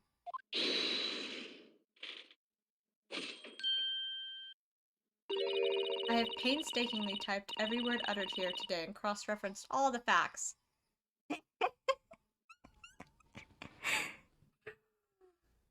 As such, I am now in a position to draw the only logical conclusion. Oh no.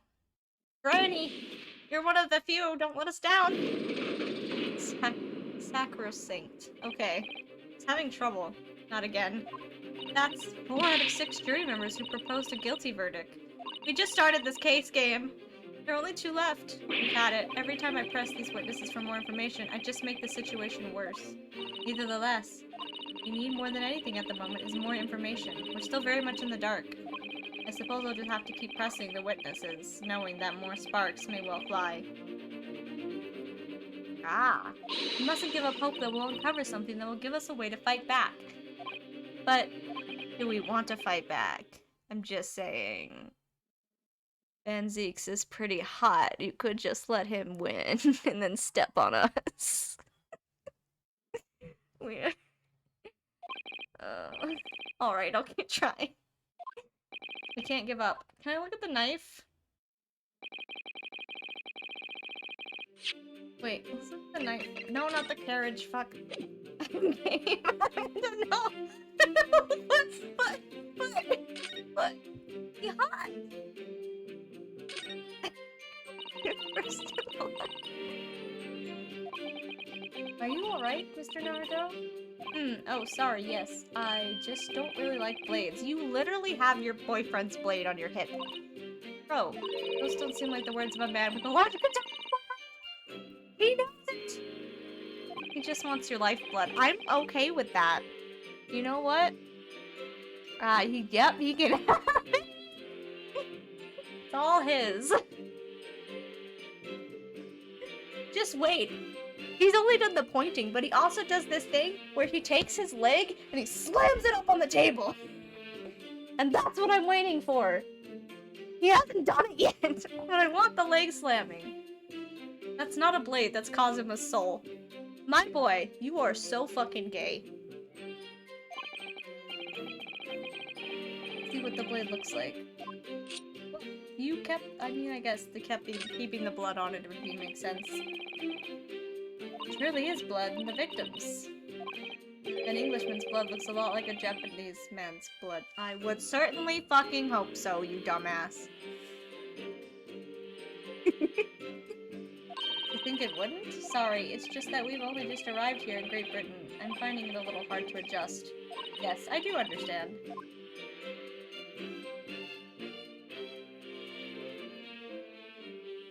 The M? Wait a minute, that's not M. That's not M. That's a W. M's don't have the swirl in fancy script. That's a fucking W. That thinks you're dumb, it's a W. We take all the vampires. Mass orgy. Mass vampire orgy.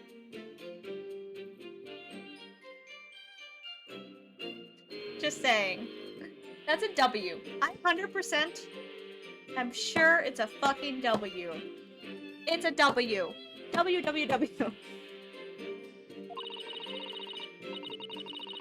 A W, not an M. Thank you.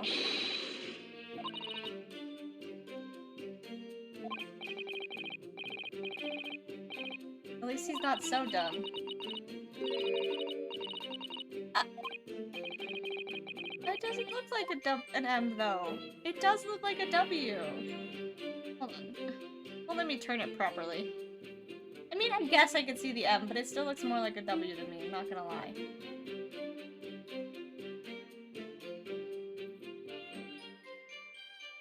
Okay, I guess there's no more to look at.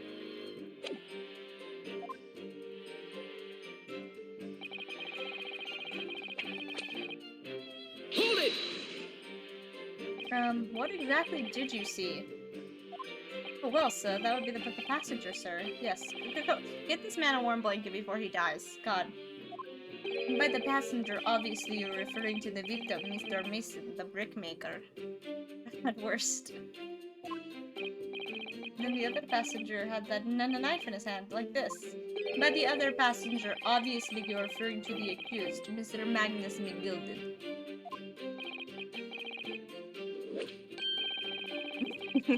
All night gaming. And then he plunged it down like this, stabbing the other passenger in the belly. Oh lord. Oh no. We're relying on just Granny to not do the guilty verdict. Oh no. Granny, please. The master of the London Guild of Coachmen. The idea of a murder being committed in one of the city carriages is utterly abhorrent to me.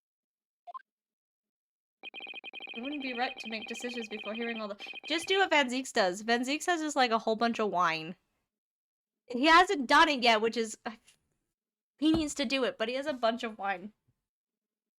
So I'm sure he's all set for life. Oh no. God. But I've heard enough now. The horse is bolted, as they say. Oh no, please, just keep it on my mind a little longer. Yup, now, Silver Blaze. The finish is in sight. Granny, we're relying on you! Yes, oh yes. In fancy goblets that apparently he throws across the room. So... Beepo is a long-standing member of the guild, and I trust what the man says. Oh, thank you, sir. You're too kind, sir. He needs a warm blanket. Oh, this is too unkind, sir.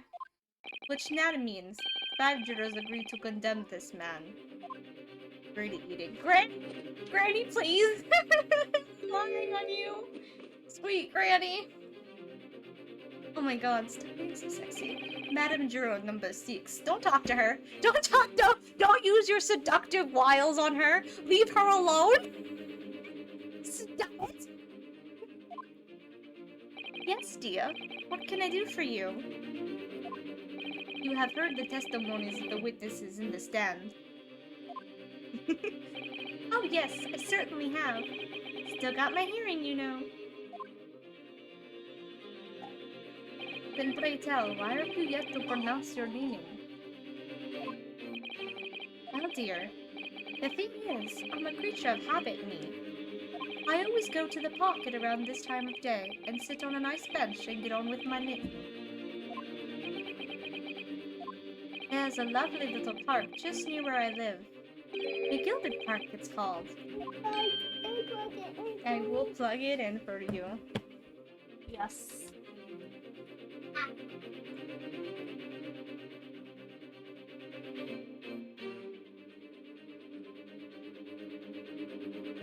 Oh. That's the same park. It is.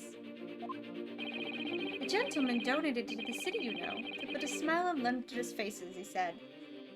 I can't imagine such a fine young gentleman would have it in him to take another man's life. He's always doing wonderful things for the city.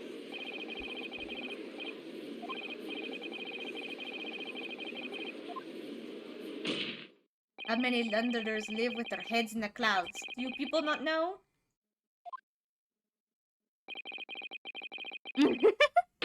What kind of man Magnus McGilded really is? What kind of man is he? A philanthropist Magnus McGilded has enough wealth to purchase the entire city he claims to value so highly. But where did all that wealth come from? The client is a Shylock, sir, and one with the very darkest of souls. What? Stone the crows! McGilded lends money through extraordinary rates of interest, so his victims have no hope of repaying him. When they default, he takes possession of everything they own. He's a vulture that preys on the weak. I've never heard any mention of that before.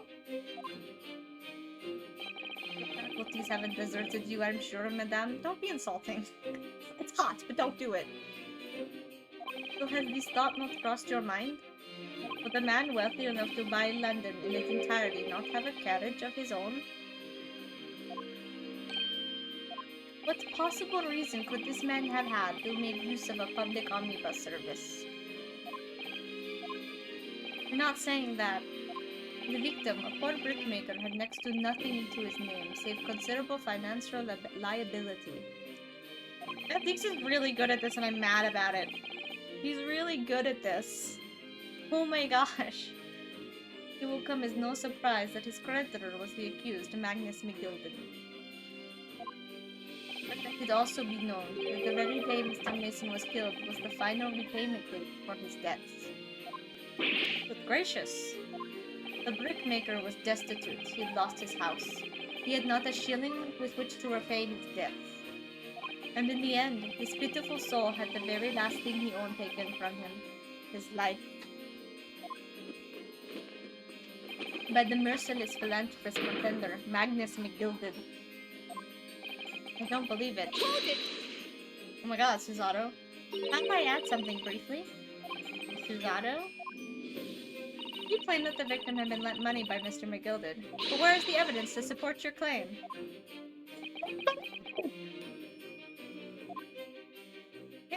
Just gonna drink some wine. Look at this fancy bitch. Pray, forgive the discourtesy of filling my hallowed chalice in a court of law. Hallowed chalice. Aha, there it is. Lord Van Zeek's hallowed chalice. God, they know him too well. This close-up of his face is not necessary. How can this be considered acceptable? But I find myself in unexpectedly good humor. I had heard ladies from the Far East could show great courage, but I didn't expect to experience it myself. It's blood in that bottle, probably. Ah! As a judicial assistant to the defense, I am simply doing my job. What a pity that your display of courage is in vain. This is the debtor's ledger, which details all monies loaned by the accused. You will find the victim's name clearly recorded inside. Allow me to present this ledger as evidence. And pray forgive the discourtesy of raising my chalice in a toast to the enigmatic. Can't do accents and words. East at the same time. A marvelous toast, counsel. I will gladly accept this new evidence.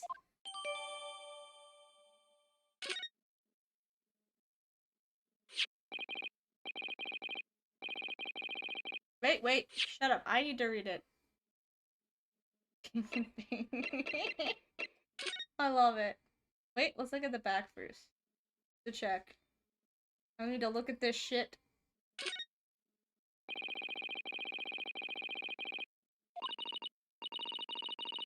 It's your job to look inside.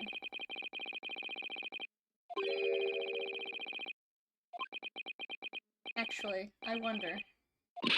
Are you sure you will not find Mr. Troll's name inside? I mean, I think he makes enough money from his randomness. Fancy penmanship.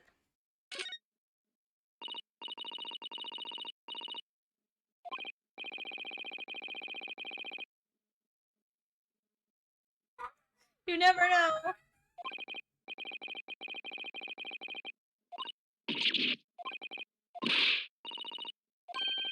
fair play.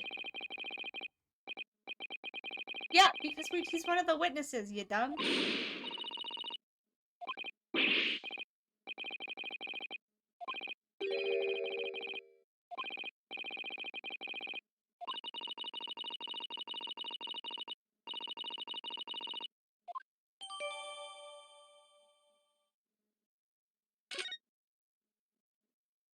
Assuming it's all the same. Okay, yeah, it was all the same. I just thought it might be different.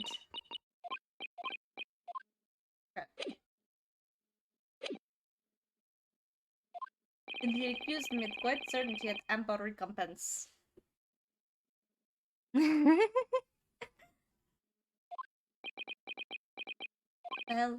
it would seem I've...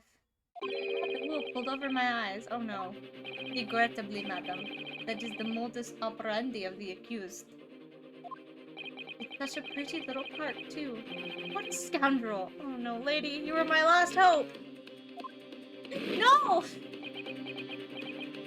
Still. Maybe it's all for the best. Ah, wait a minute. Let's think about this a little more. I don't stand for nonsense. No.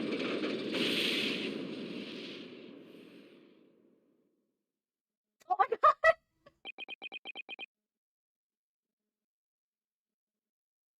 That's it. The last juror's decision.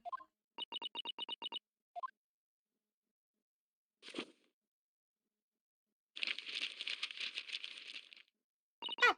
According to this Encyclopedia of British Law, when all members of the jury have concluded that the defendant is guilty, court proceedings are suspended, and the presiding judge will deliver the final verdict, and so no. It says here. Ah, the final verdict. It's over then. Oh! There's a footnote, though. A footnote. However, the defense... All 6 members of the jury are now in agreement in this case. He didn't throw the glass. Bad ending. I don't even know what I did. Allow me to convey my respect for your swift and righteous decision. According to the laws of this country, I will now conclude the trial by delivering my final verdict. I trust there are no objections? Say yes, there's an objection. Miss Susato, just tell me one thing. Oh, yes? You were in the middle of saying something before. Footnote in your Encyclopedia of British Law. However, the defense... She was one of the first people to fucking turn on us! The old lady was my bet, and she still turned on us because Van Zieks is so fucking smooth. What did it say next? Oh yes, of course. One moment. When all members of the jury have concluded that the defendant is guilty, court proceedings are suspended and the presiding judge will deliver the final verdict and sentence. And the footnote says, however, the defense has the right to demand a summation examination of the jurors at this point.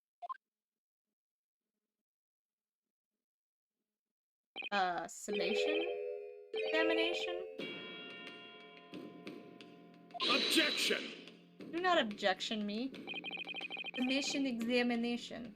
From which century has that tome you have there been resurrected? Judging from the binding, I would say that book is at least 50 years old. Any modern text on British law wouldn't even give such antiquated procedure mention. It's a relic, long forgotten and certainly no longer practiced. Rude. So you are out of luck. Oh. What even is it, Miss Susato? The so-called summation examination. Oh, one moment and I'll read about it. Would demand the right to a procedure before you even understand what it entails. Typical Nipponese. Stop being offensive. Alright, Mr. Naruto. I think I understand. It means that under this procedure, we would be able to appeal to the members of the jury. Do what exactly? Appeal to them to change their leading and reverse their decisions, and it says here that if successful, the proceedings of the trial must be resumed. Make them reverse their decisions? Yes, in times gone by, barristers would use a summation examination to attempt to influence the jury's decision. But that procedure became something of a formality with no practical benefit, really, so it rather fell out of use.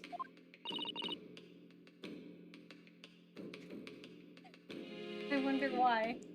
Because it was devoid of purpose. Changing just one member of the jury's mind would be hard enough, let alone several. No self-respecting defense barrister would even assert the right to try in this day and age. Bet you about to see me try! Yeah. I don't see any mention of the procedure actually being formally revoked. What are you suggesting? That I'm about to do it! I'm suggesting that although it may be antiquated and largely forgotten, it isn't yet extinct. What do you think, Mr. Naruto? You gonna slap his face? Oh, he didn't slap his face. Our last possible option. We assert our right to carry it out or admit defeat. Go for it, buddy! I have no idea what we're doing. The defense wishes to assert its right to a summation examination, my lord. Objection! London is the capital city of the most powerful nation on earth. We have a duty to the world to exemplify the very highest standards of judicial procedure. Summation examinations are an embarrassment that should remain buried. Objection! Right back in your face! But if it's our right, it's our right. I believe it could be proved vital. Well, I mean, we can't hear him talk more if we get sent back. But if we lose, we get sent back to Japan and we don't get to stay here, so we don't get to see any more of Legman, okay? We have to win this case to stay in England. Therefore, even though I want him to win, we gotta beat Legman if we want to see more of Legman. The defense petition is perfectly valid.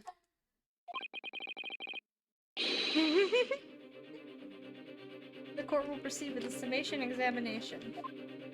This is madness. We get to see him for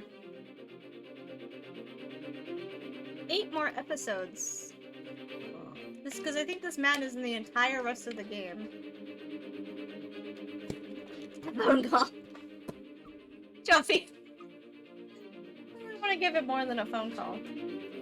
This is madness.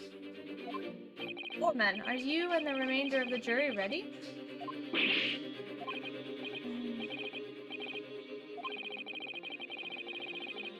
Letter you received. On what grounds they have reached their decision? He has good hearing. Booty call. You must all justify your decisions and explain why you believe the defendant to be guilty. Well, my lord, you're rather putting us on the spot. This is most irregular. No mention was made of this before. I don't really hold with all this justifying luck. That seems to have thrown the jurors off. It seems more of them have experienced this before. None of them have experienced this before. Alright then. Summation examination. Defense procedure has no practicing lawyer has attempted for years, is it? I am a ramen researcher. Woo! Is that the spooky ramen one? Proof to train a kitty? Well, just maybe. It might be the opportunity we've been looking for. To turn this trial around. So be it then. Ladies and gentlemen of the jury, the court hereby calls upon you to state the grounds on which you find the defendant, Magnus guilty of the serious crime.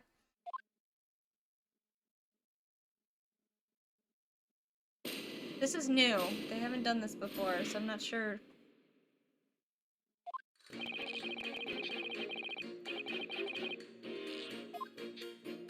Trust the driver. He has an excellent memory, it seems. 4 passengers with fares totaling 20 pence. The chap next to him just like this. Brazen, I must say. Absolutely brazen. I've simply typed and collected all statements made thus far and drawn them logical conclusion. I'm not gonna argue with her. We trust the guild. Fair fares is our motto. We never raise prices above 4 pence in years. No, no, no. No, no, no. No, no, no, no, no. Shut up, shut up, shut up, shut up, shut up, shut up.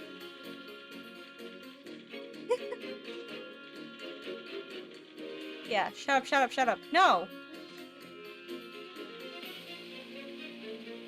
That would be 16. That would be 16. 4, 8, 12, 16. 4 times 5 is 20. But if you had 4 passengers at 4 pence apiece, that's fucking 16. A circle's 16. And it doesn't equal 20 if you have 4 passengers. Bitch, I've already figured it out! There had to be another fucking passenger if you spent 20, if there was 20 pence. There had to be 5 people. At 4 pence apiece. I question the school because it stays open at night. What school does that? And let students just come in.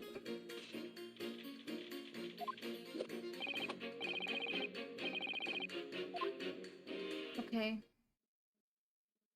I'm starting to wish I hadn't pushed for this. No! No, dude! Dude, that one guy!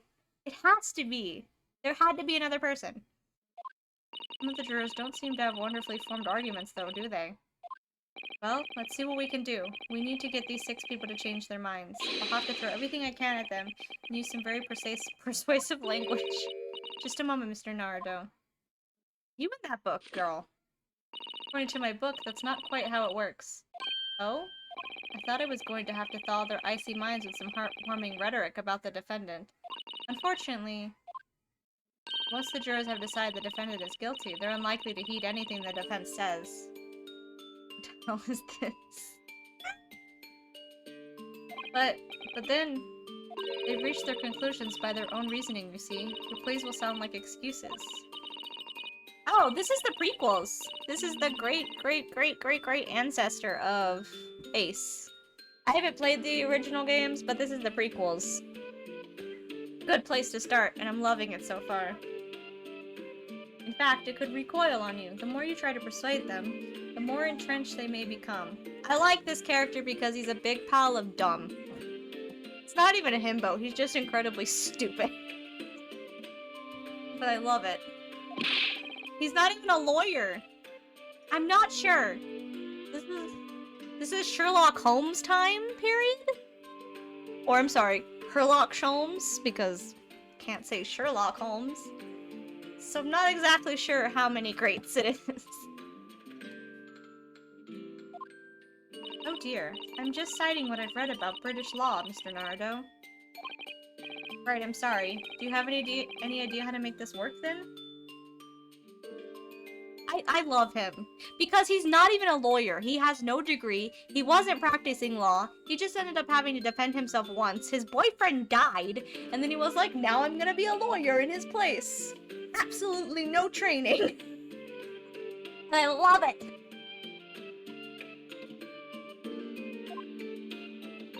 Well, from what I can understand, the key to this procedure is using the jurors' own words to make your arguments. Yes! No, can you let me do this game? I know who to go after first. Well, the 6 members of the jury are randomly selected members of the public. They may appear to present a united front, but the truth is, they are complete strangers who just happen to find themselves here in the courtroom together. And that's the way to break them down, you mean? Yes, exactly. We must listen very carefully to what each member of the jury says and see if we can identify any contradictory statements. I know which one it is already. If we can then contrast the statements and pit the corresponding jurors against each other. I see.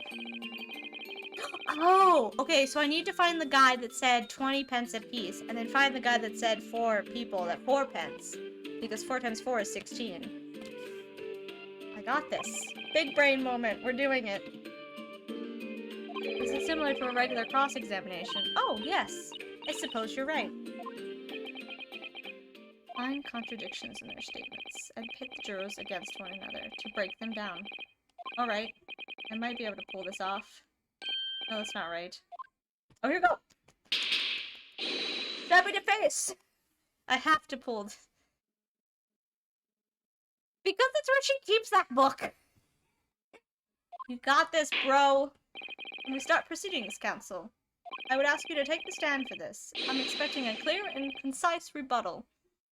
Yes, my lord. Come on, Ryunosuke, you can do this.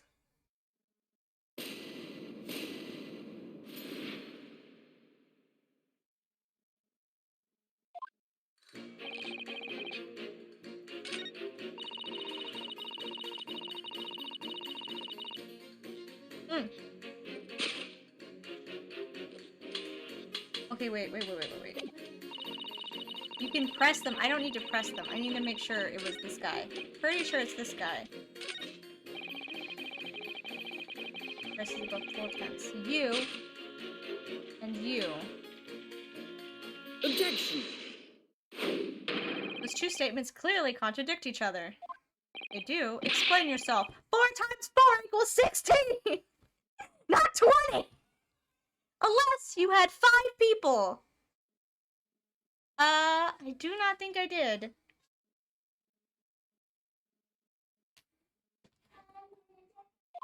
Me? Oh dear, what have I said? I swore on Silver Blaze's name and name. I haven't the first idea what you're talking about. He's walking! I like this animation. Can I just make him walk back and forth for a minute?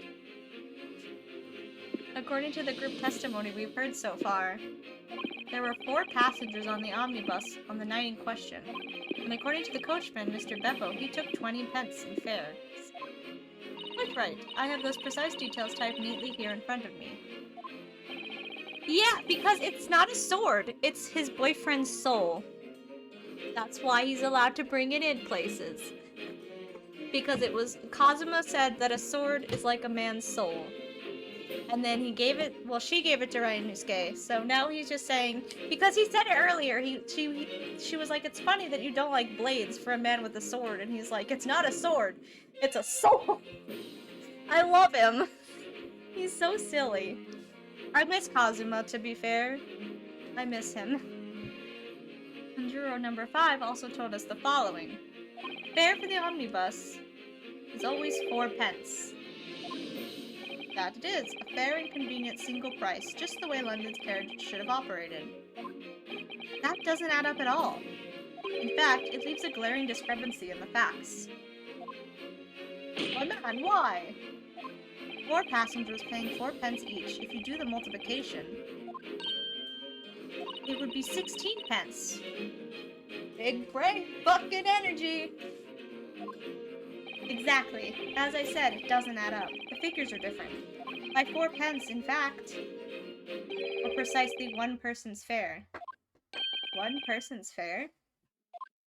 Yes. In other words, on the omnibus that night, it's distinctly possible... That was kind of hot, Ryunosuke. That there was another passenger we heard nothing about. Good gracious.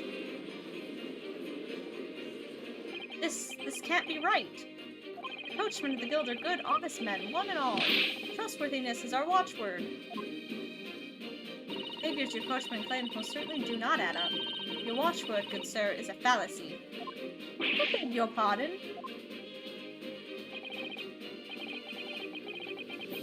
You're gonna want Herlock Sholmes too, trust me. Herlock Sholmes is pretty great too. So is Kazuma. They're all great. Just all of them. Mr. Guildmaster, I think you ought to reconsider that if this trial were to end now, the news will surely spread all over London. The news that one of your coachmen tried to hide the fact that he lets nefarious characters ride his omnibus. Alright then, how do I make it so this miserable trial doesn't end, Major is still my favorite. Well, according to my book here, you simply launch a ball of fire into the innocent side on the set of scales. Now hold your horses there, coachman. We were all in agreement. Why do you have to go and... Wait till I get my hands on you, Beepo.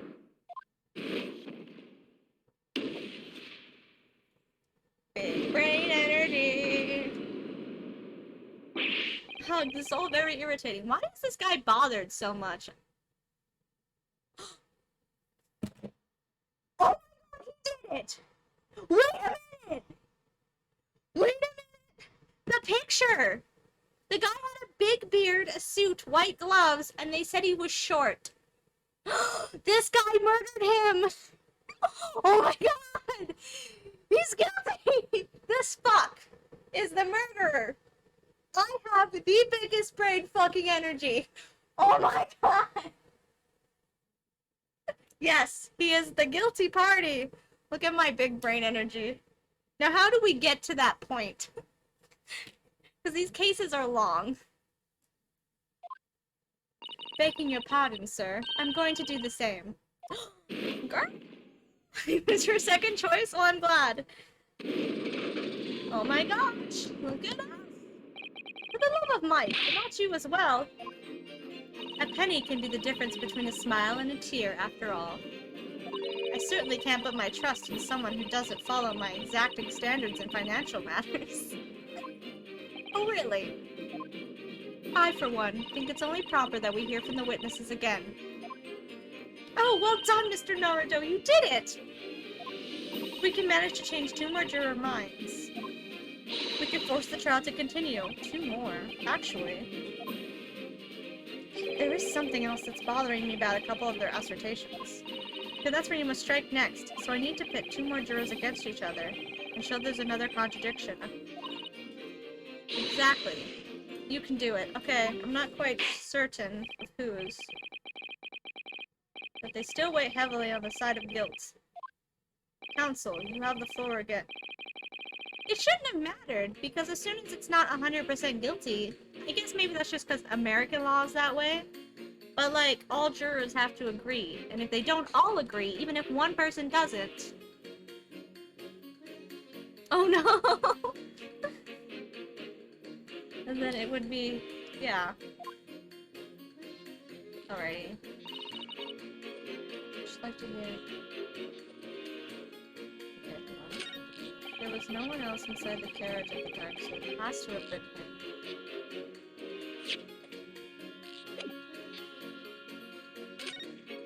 Changing... yeah, hung jury. Struck the chap next to him just like this. Brazen, I must say. Absolutely brazen.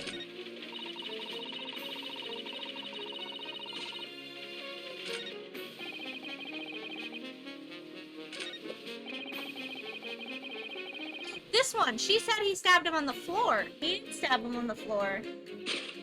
Bitches. Bitches, look at me. I got big brains! Just to eat some food.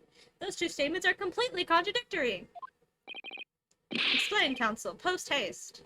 Oh, dearie me. I was only knitting a jumper for my other half. What is all this claptrap? What does contradictory even mean, I ask you? We've heard from more than one witness that they all allegedly saw the actual moment when the defendant stabbed the victim. Now, out of curiosity, Jeffrey, what? Can't you see that? What are you doing? What are you doing? How would you say the defendant stabbed the victim? What sort of motion was it? Ha, want to test me, do you? It was like this, struck the fellow next to him without even getting up, just like the prim banker said. Yes, that was his testimony, quite true. Now then, juror number 6. Oh, is that me, is it? What can I do for you, young man? How would you say the defendant stabbed the victim, madam? Oh, well, dear, as far as I understand it... I got the lady. It was like this. That is a sharp-ass knitting needle.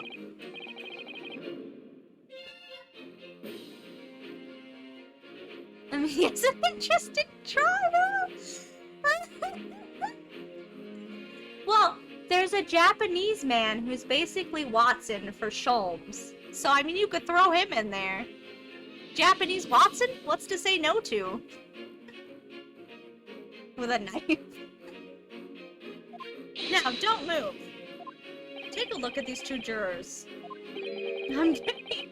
He struck the fellow next to him without even getting up. He stabbed the poor man after he collapsed on the floor. Well, I never. They're stabbing in totally different directions. No. There's a girl in this game who is Lestrade. But... are you talking about Swan Lady? Because Swan Lady definitely isn't. Oh, you mean Susato? No, she's not Watson. There is a Lestrade, though.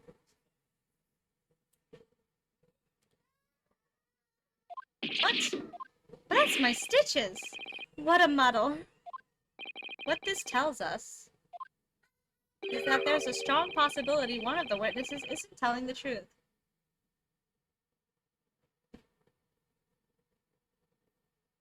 Oh, the little girl? The little girl's his daughter.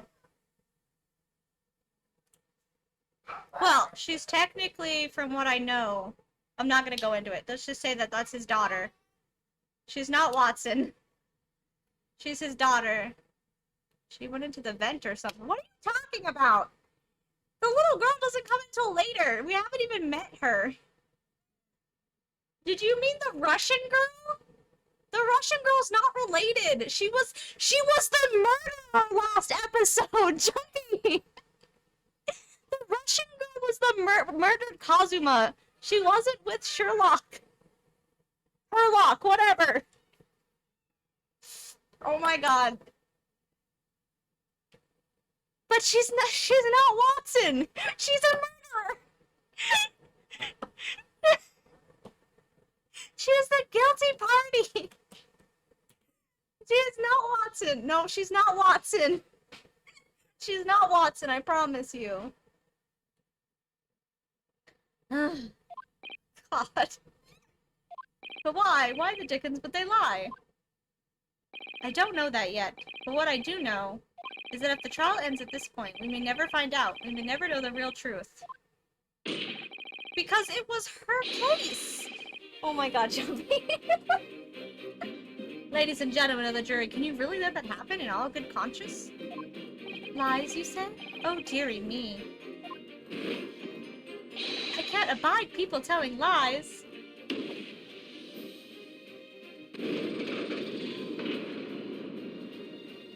The scales. I don't believe it.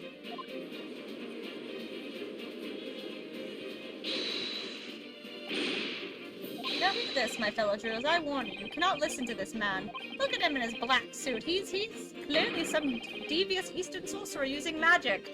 Why does everyone call me a magician when I am the dumbest man alive? You assume I can do magic? No!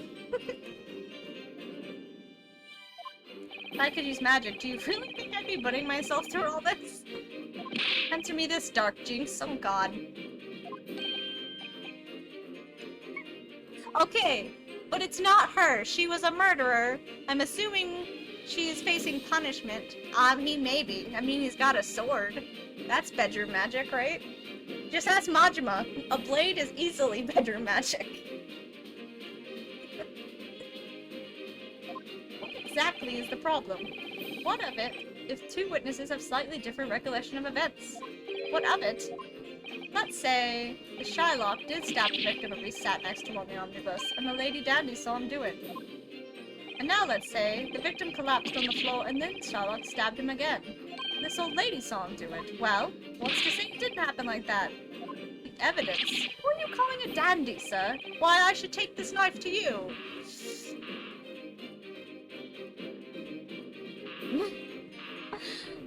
Oh my goodness. Who are you calling old? Why, I should take this needle to you. We're gonna have another murder in the courtroom. Ugh, they're ready to kill each other now. But could the foreman of the jury be right? No. I'd say no. Unfortunately, Mr. Foreman. What is it, you Doc Jinx? Come out with it.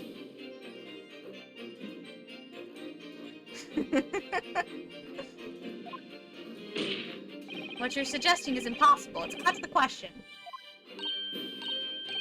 He's not on trial for murder. He's defending someone else. He's being a lawyer. He's not on trial for anything. He's being a lawyer and he's defending someone. This is a totally different case. I'm gonna just reach through and twat. Stop it.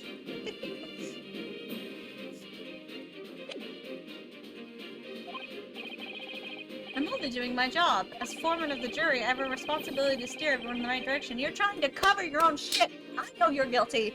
You can't fool me. So where's your evidence, man? That's what we want to see. The cart! There's only blood on the seat. If he was stabbed twice, there'd be blood on the floor. I have the fucking brain! Okay, I got some proof for you, bitch. You want some proof? Proof. Proof. As you wish. What? I'll give you the proof.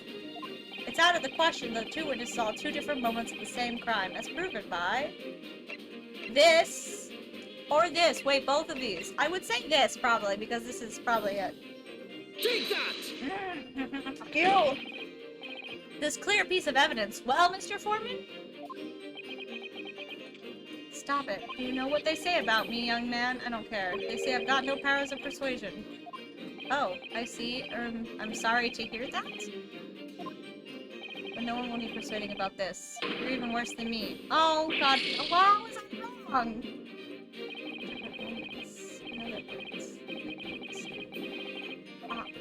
We have evidence that clearly contradicts that possibility. Why wasn't that it?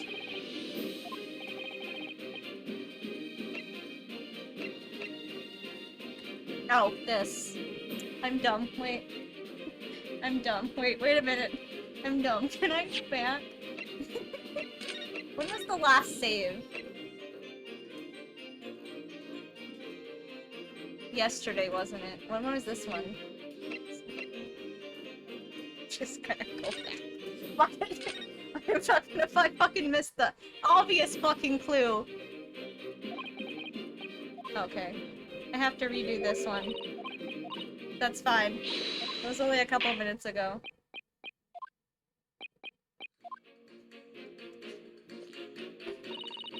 I fucked it up.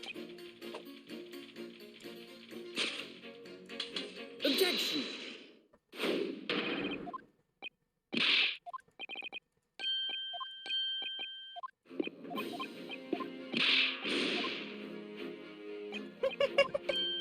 I fucked up the first two cases. I'm done being- I forgot there was a fucking murder report.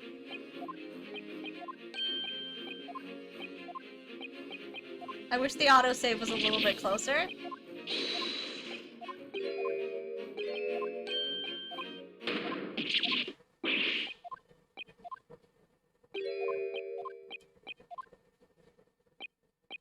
Papers, please.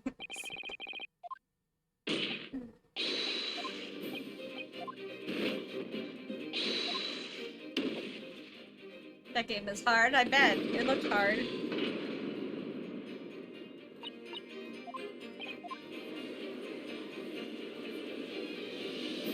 I wish there was a fast forward button.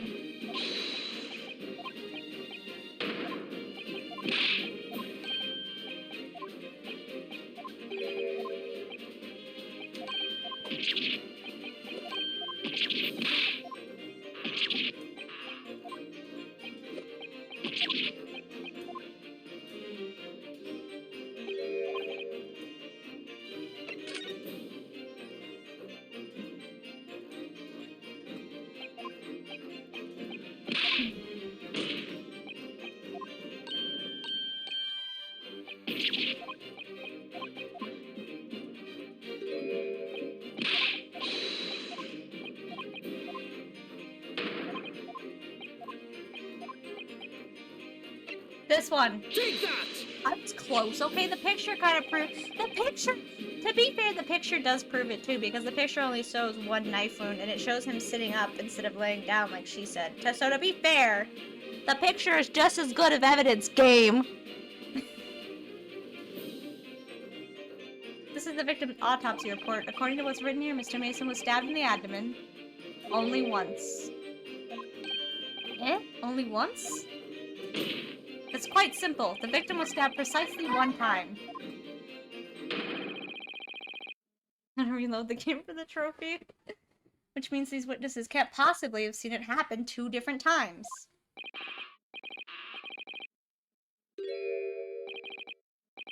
Where'd the knife go? Where'd the knife go? Good sir? Where did knife go? Wait, that means 4 jurors are now leaning to not guilty. We've done it, Mr. Naruto. We've won this bit. We haven't won anything yet, girl. You getting ahead of yourself. What are you playing at, you dandy fool? Shut your traps, sir. No one deceives me. We had a consensus. I said shut your trap. I know a liar when I see one. And if the chap ever dares to cross the threshold of my shop, I'll take this razor-sharp blade and shave every last hair off his head. What is that? Oh. What is this character? What are you doing? Can you please stop? Please. Please tell me he's a barber. Well, I'm in quite a remarkable turn of events. The defense's summation examination has flipped the balance of the scales of justice. The jurors now stand at 2 for guilty and 4 for not guilty. Accordingly, there is no longer a large enough majority among the jury for me to adjudicate. I don't like him that much. I don't like the major being in the middle. The trial must continue. I hereby ask the defense, prosecution, and witnesses to return to their places, and I call upon all of you to continue to pursue the truth. Okay, so we know that he had 5 people. And we think that juror guy is the guilty party, so 5 passengers. That is what we came away with after all of that. It's the only thing we actually know. So Lord Van Zeeks continues to substantiate the case for the prosecution, if you please. Oh, more alcohol. He's like, fuck, I gotta drink, man.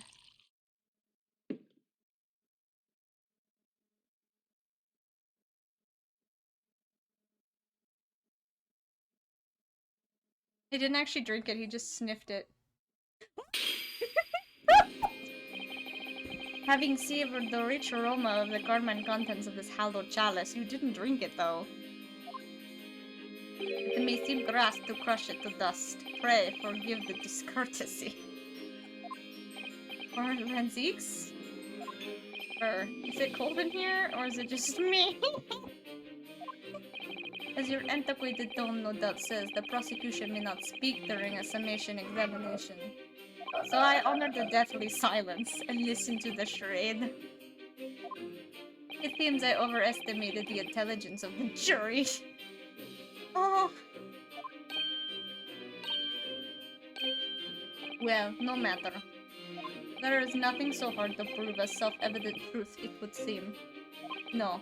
And why else would we grace the courtroom with our presence after all? So, let us proceed to the next round of battle. Why is it zooming in on his face? I'm scared! He took the cloak off, Jesus! Bring forth the witnesses once more. Man is getting serious! Take him off.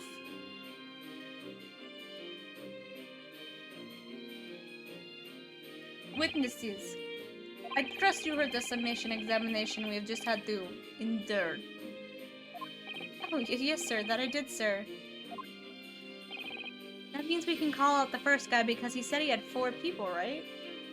At 20 pence. Can he take off more? Yes, please.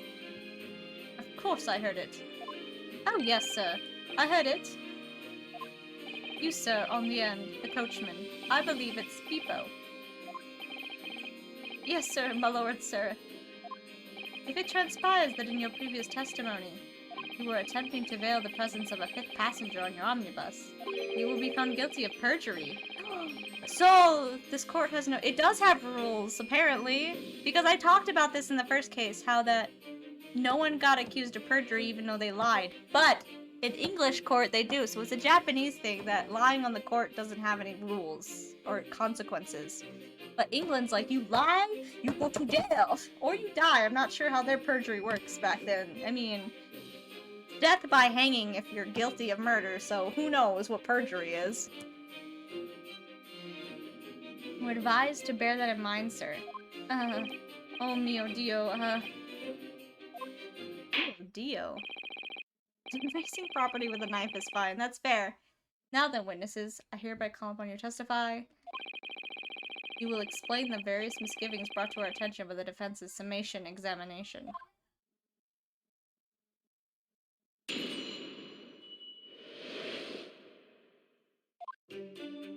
I only carried 4 passengers that night, I swear it. Well, I, for one, was told I had to pay 5 pence for the bus. Okay. Okay. Okay. Okay. So, 4, 8. That still doesn't make... Hold on, I'm dumb. Okay, so if he got told he had to pay 4...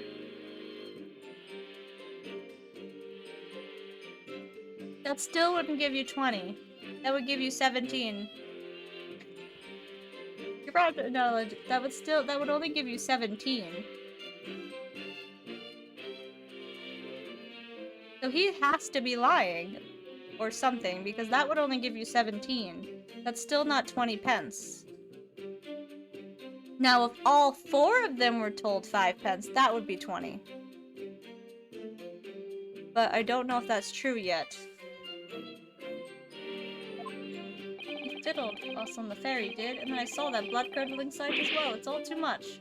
Okay, so he's saying that they all had to pay 5, which would indeed make 20.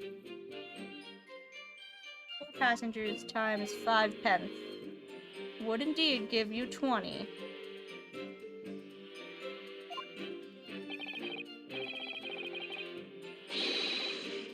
Okay. I think so.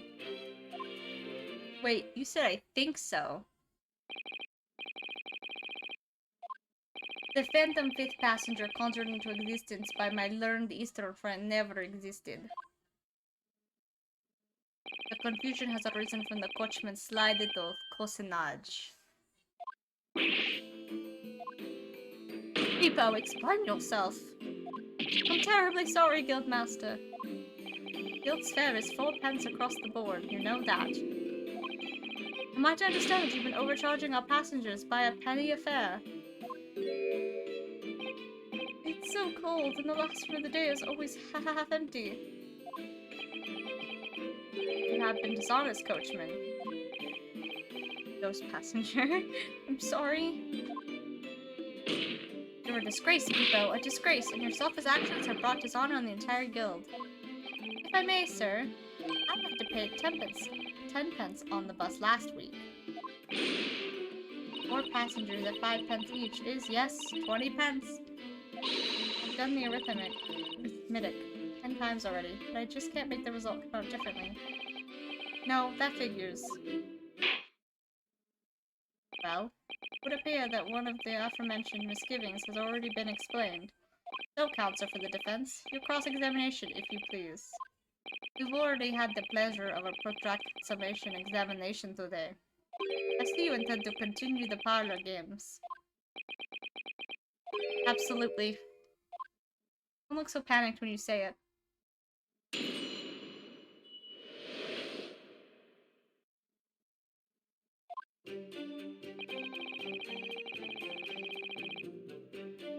Hold it!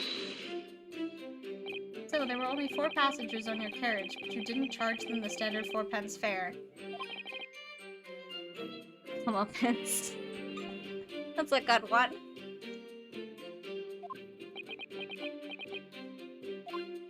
It's impossible to make the last one of the day pay. It's so cold, and it was all I could do to stop myself from passing out. I'm getting chilblains. Just listening to you. It was terrible, so I wanted to give myself a pat on the back for even keeping the bus running.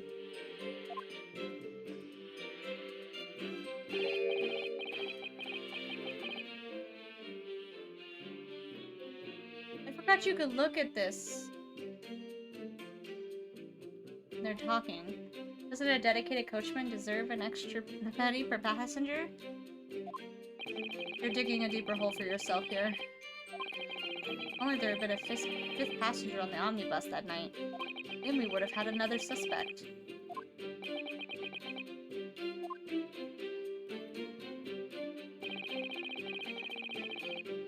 Hold it! That mean everyone on board that night paid 5 pence instead of 4? Well, I paid 5 pence too, sir. And I just told you that I did. Flat fare, 5 pence across the board. Well, something to be proud of. This so-called discrepancy my learned friend identified was nothing of the sort. Much like the phantom killer you so desperately needed, it's gone. Dead. And buried.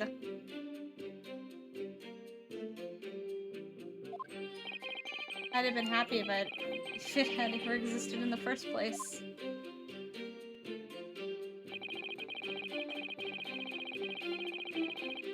Hold it! This blood-curdling sight. You mean the murder, I presume? No, she's not. Yes, sir. Are you okay, Jelly? You're so yelly tonight. She escaped through the vent. Oh my gosh. A loathsome sight. No one should have to witness the horror in the eyes of a man the moment his life is taken. Oh, well, not exactly, sir. I mean, I didn't actually see the exact moment the jet was stabbed. Excuse me! What? Oopsies.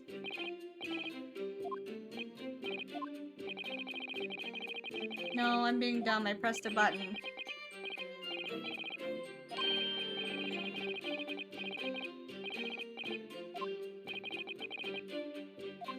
Do it again.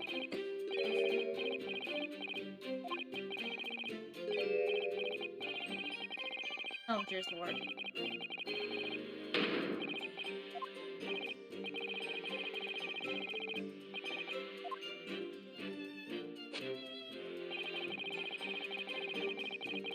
Let me try this again. I did not mean to click the other button. Hold it! I'm sure she does. I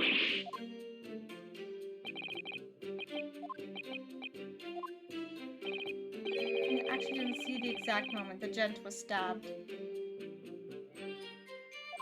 Good gracious, really? We have another witness who did, however. The banker has already testified to it. First didn't actually see the point at which the victim was killed. It may turn out to be very significant. I thought the bank agent meant to be take a shop and take a breath, see? When I looked through the glass. That's when I saw the horrible blade poking out from his belly, all covered in blood. I still. Every time I see a knife now, I can't help screaming, even when I'm eating. You okay? Oh, be careful. Yes. I don't know if she actually comes back to kill anyone. Water in it. No, because you keep spilling it everywhere. If you want some water, you can have some, but we're not putting it in the cup. Okay? Don't spill.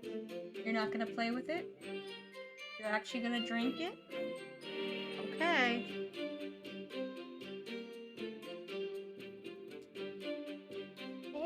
Yes, that's it. Hold on.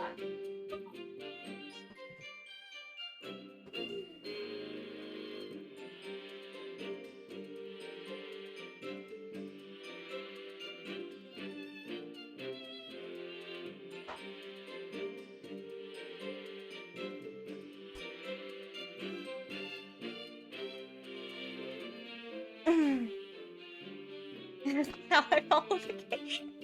That's fair.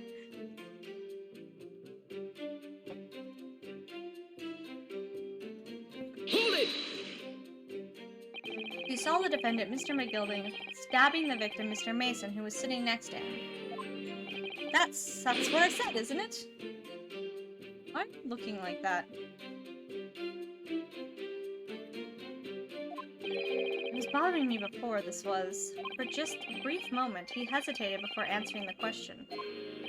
Anyway, there was only 2 of them inside the carriage, wasn't there? There has been much talk of a 5th passenger, but as yet, 0 evidence. What are we wasting all this time for, eh? It's black and white, the man's guilty. Something about Mr. Fairplay's testimony just jars with me. Wish I could work out what it was.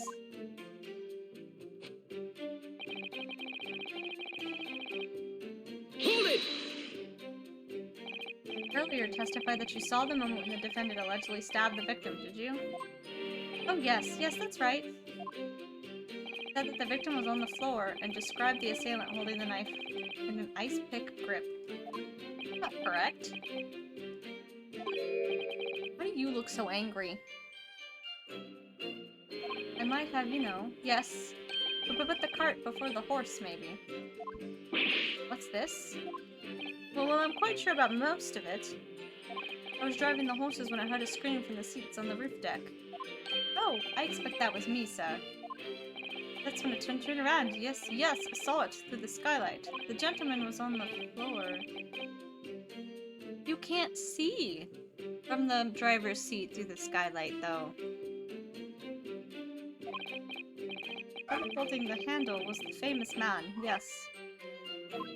So in short, you didn't see the moment when the victim was actually stabbed at all.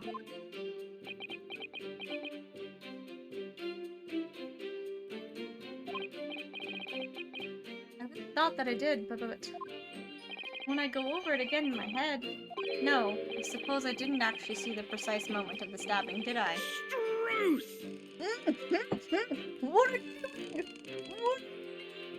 What?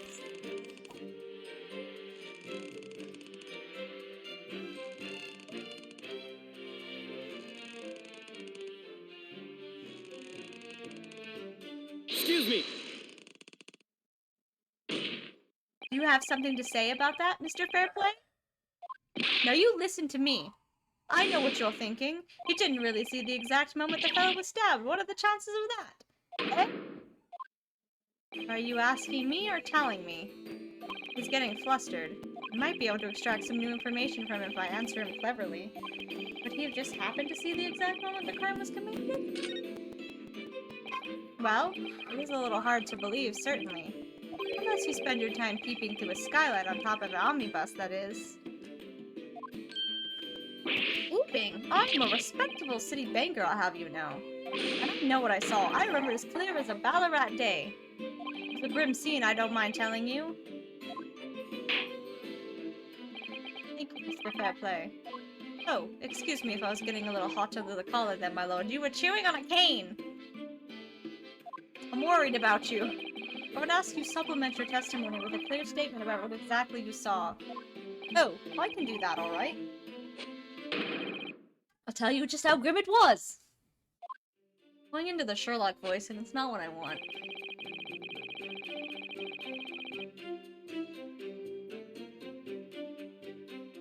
Hold it! Blood-soaked. Well, perhaps soaked is laying it on a little thick, but...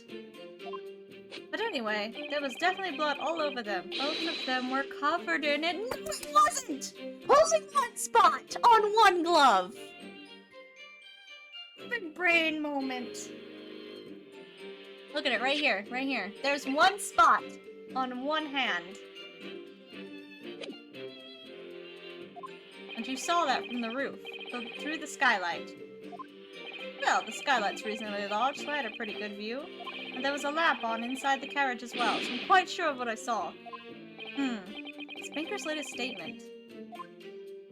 I feel sure there's something not quite right about it. Yeah, the glove incident! When you feel something doesn't add up, Mr. Naruto, that's when you should have a good look through the court record. I know, girl!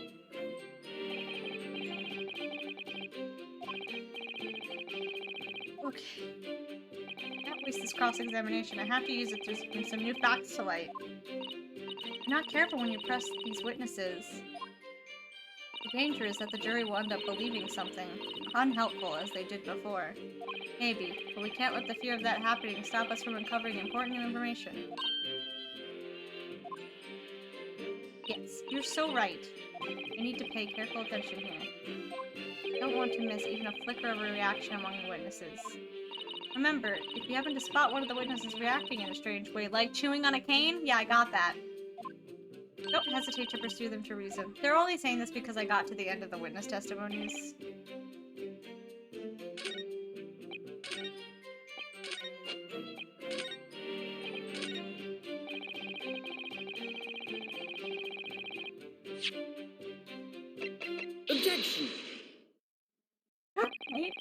blood-soaked hands. Well, I admit that soaked might be laying it on a little thick, but... But anyway, there were definitely blood all over them. Both of them were covered in it. Well, I'm very sorry to disagree, Mr. Fairplay. But that's more than a little peculiar. Look at this confidence! I love that he's got the hand on the sword, and he's just like, I think you're wrong, bitch! The confidence in this man is appealing. What? Here are the gloves worn by the defendant, Mr. McGilded, on the night in question. Oh, yes. Right. That could happen in this series, who knows? There certainly does appear to be a sizable dark-colored stain there. But, as I'm sure you can clearly see, it's only on the right-hand glove.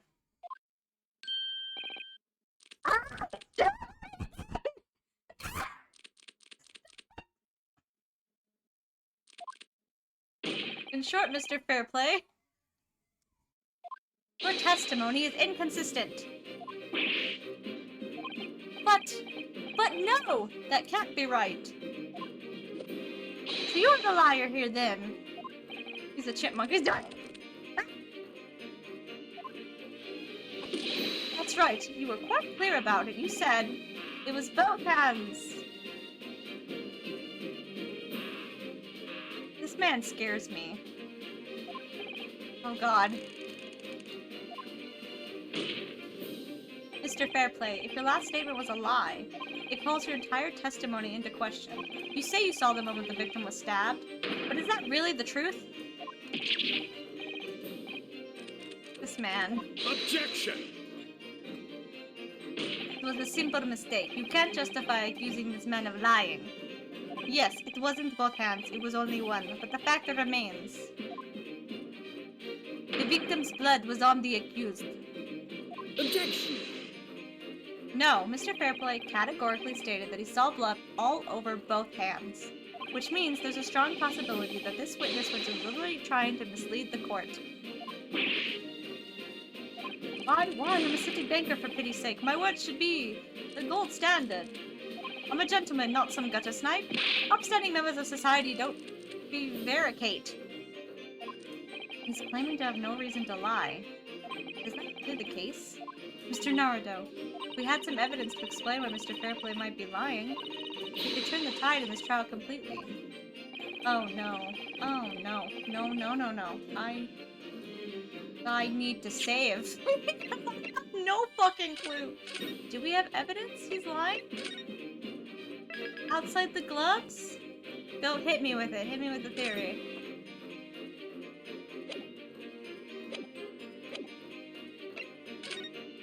Don't know if we do have evidence.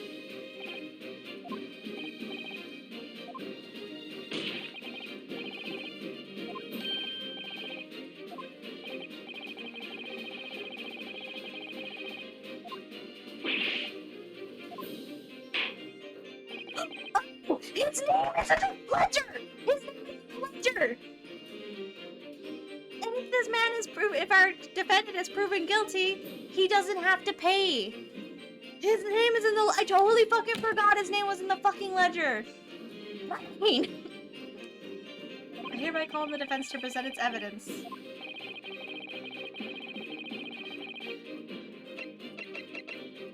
Take that! This is a list of the debtors who owe money to Mr. McGilded. Yes, a list of innocent victims crippled by the accused extortion. The point is, among the names of these debtors is your name, Mr. Bruce Fairplay. What? Mr. Fairplay, are you currently indebted financially to the accused? Barely worthy of being called a debt for chewing again.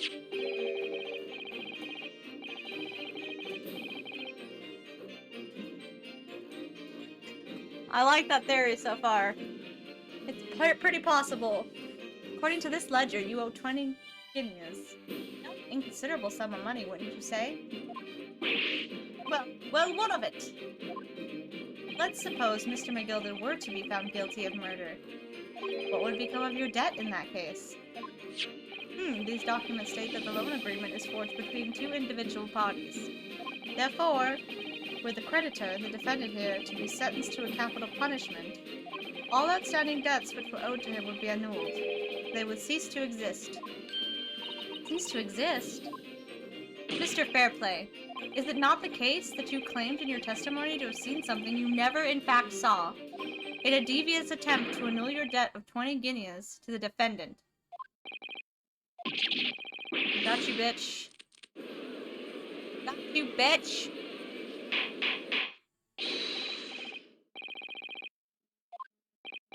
Yes, my lord? Lord? Let me ask you again, and be aware that your answer may have most serious implications upon your future, sir. Did you or did you not see the precise moment in time at which the defendant is alleged to have thrust a knife into the victim?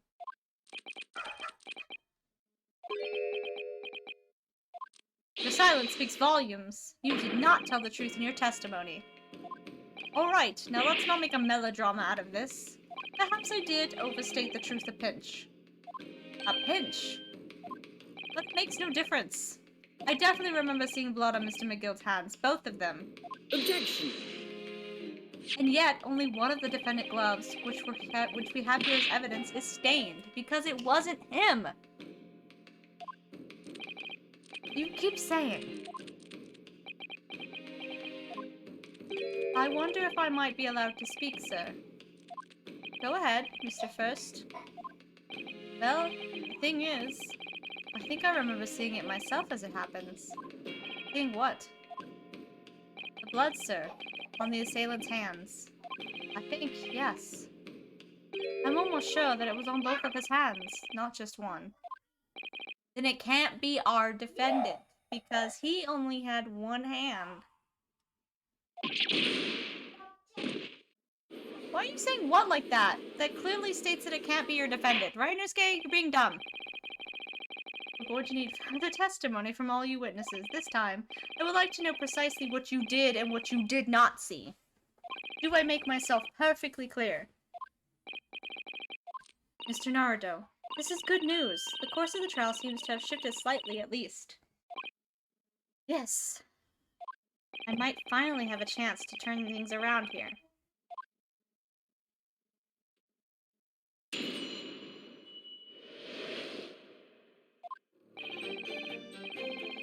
Okay, blood on both hands.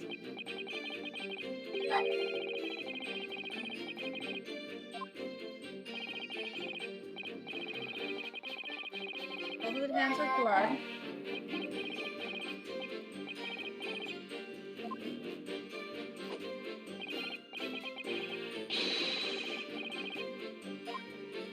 That's fair.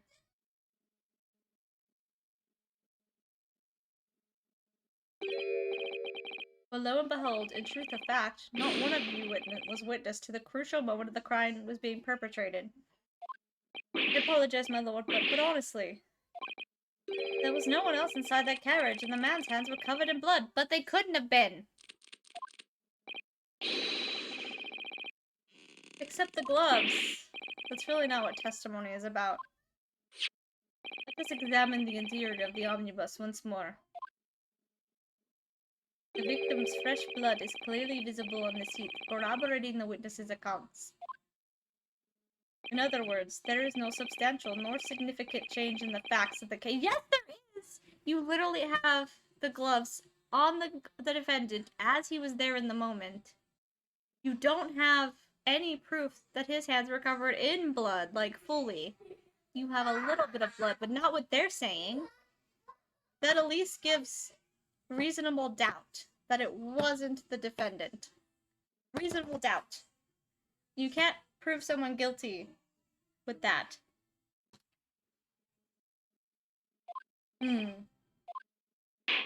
Very well. Your cross-examination, please, counsel. Yes, my lord.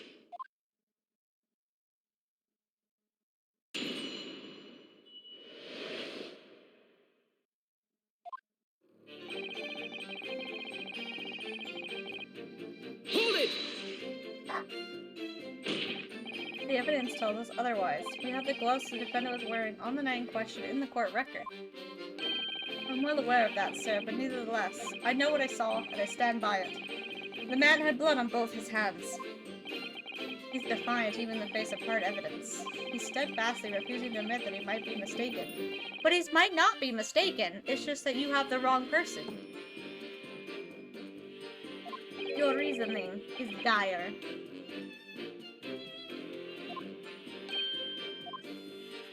One hand or two, the salient point remains unchanged.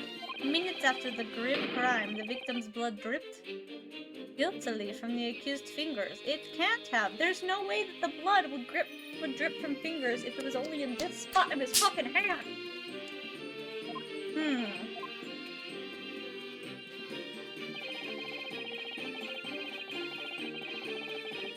Hold it! Don't try to downplay this. Whether or not you saw the exact moment of the crime is a matter of fundamental importance, as well you know. Okay. Right out loud, we all know that no one else could possibly have done it. I was just trying to save us all some time. You have a loan of 20 guineas outstanding with the defendant, do you not? Had you hoped to release yourself from the financial burden by ensuring the defendant was found guilty? It's not entirely not what I was hoping for. I just lost a little guinea or 10 when I backed the wrong horse in the derby, that's all. I was going to win it all back. There's a fixture this weekend that's a sure thing. Ah, a little guinea or 10? I'm a banker. No one bats an eye if I borrow a little spending money for the weekend. That's illegal, good sir. I think you may have revealed rather more about your character than you bargained for, sir. These witness scruples are not on trial here. Proceed to the next witness. Is that really how it's supposed to work?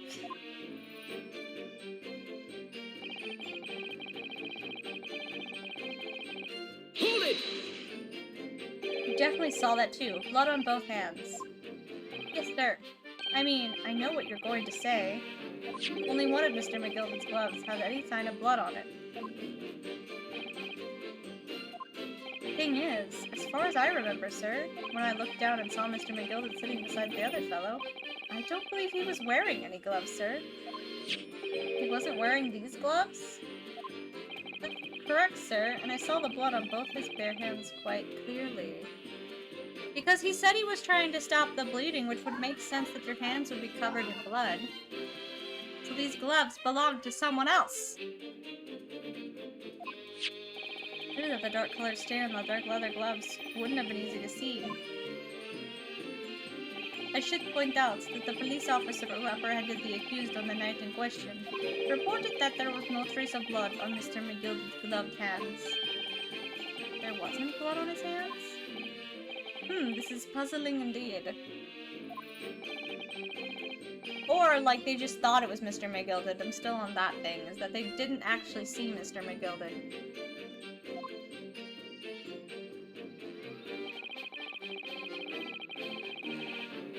Hold it! Oh yes, sir. That's to say no, sir, I didn't. Very sorry about what I said before, sir. Very sorry. It was wrong of me to make up stories and to say I saw who thought of that. Wouldn't you agree, sir? I know what you're insinuating, but I certainly wasn't making up stories. Still, to say you saw nothing isn't right either, is it? No, sir, I saw nothing at all. Mr. Bebo, you were driving your horses. At the very least, you must have enjoyed a good view of London streets, no? God, Brunosuke, you're dumb. Oh, please. You didn't even see that? It was so cold that night, you see. It was all I could do to keep from passing out, sir. Yes, my head was fairly frozen solid. Sorry to say, sir. It would seem prudent to travel in the last omnibus service of London's cold winter nights.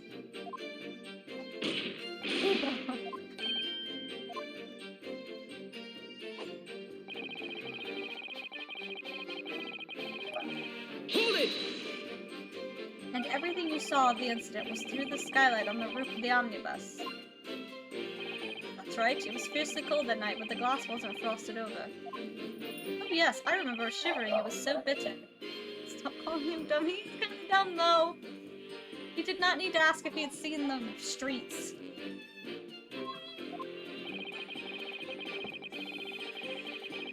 It does, why would you sit inside where it's warmer? Well, I don't know about this young fellow, but I couldn't enter the cabin. Oh? Why not? It was locked from the inside. I tried knocking, but no one opened the door. It was locked?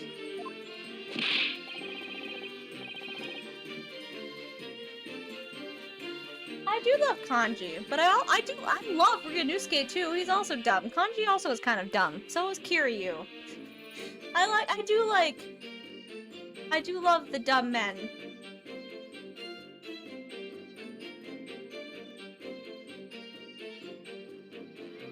I got it with Rise because the only reason she was calling him dumb is because she wanted to get laid.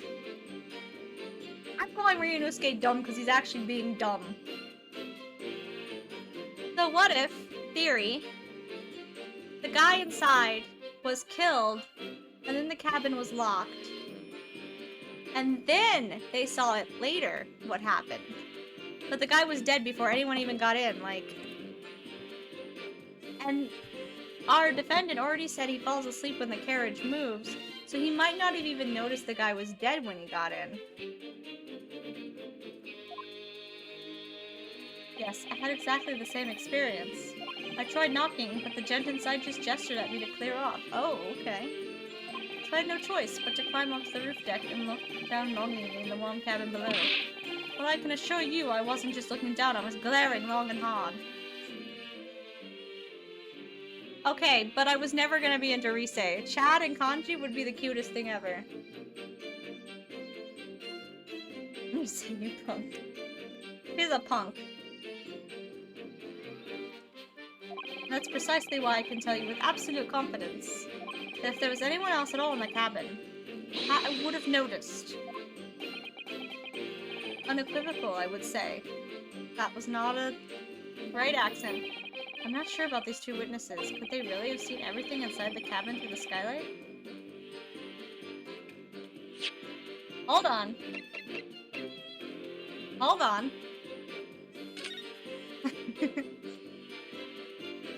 I can't exactly see. It doesn't look like they would have. No, they wouldn't have seen, like, the corners.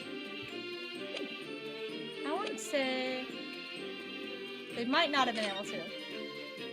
Allow me to confirm one thing, Mr. Fairplay. You were riding this omnibus and witnessed the events in the cabin through the skylight on the floor of the upper deck, isn't that right? That's right, yes. In that case, there is a portion of the cabin interior that would have been out of sight from you. What? My golly, really? Obviously, at this stage, we can't say for sure.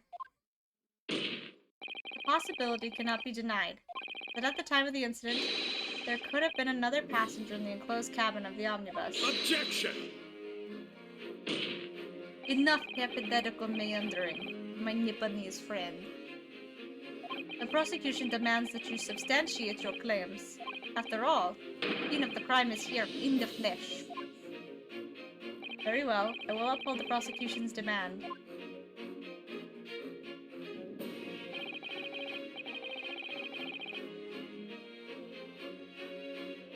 Yeah, they can see over here!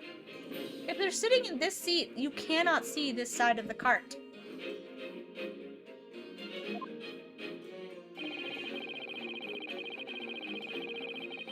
Right here. Take that! Both rows of seats on the roof face in the direction of travel, whereas the seats in the enclosed cabin face each other, which means the visible part of the cabin which passengers on the roof deck can see through the skylight is as I've drawn here. Ah. That's right, my lord. As you can see, seat opposite the one on which the victim and his attacker were sitting is obscured from view. In other words, if someone had been sitting on that seat, it's quite possible that these witnesses would have been completely unaware of it.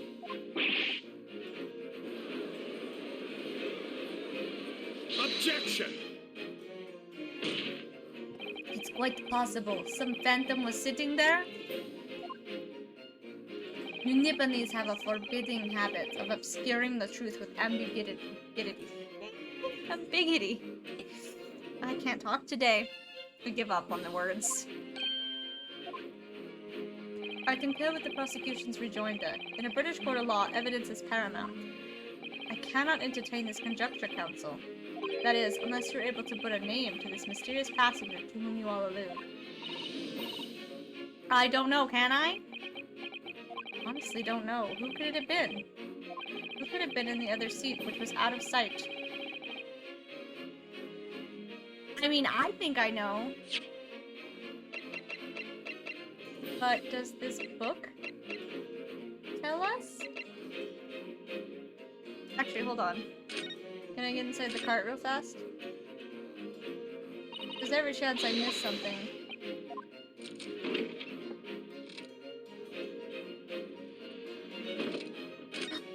I did miss something.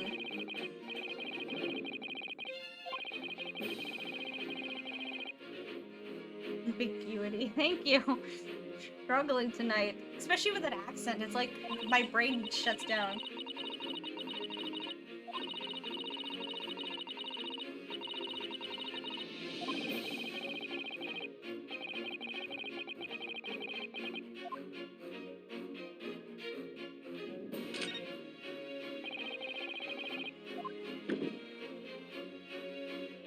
I missed all this last time I looked.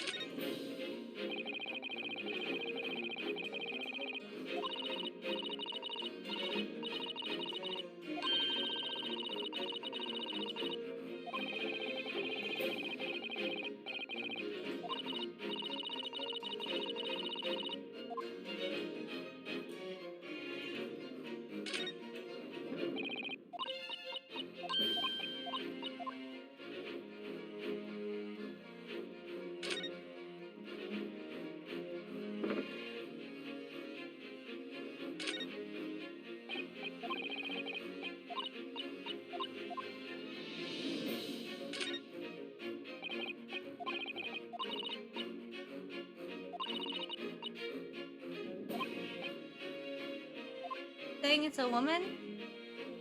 Yeah. Exactly give me hard evidence.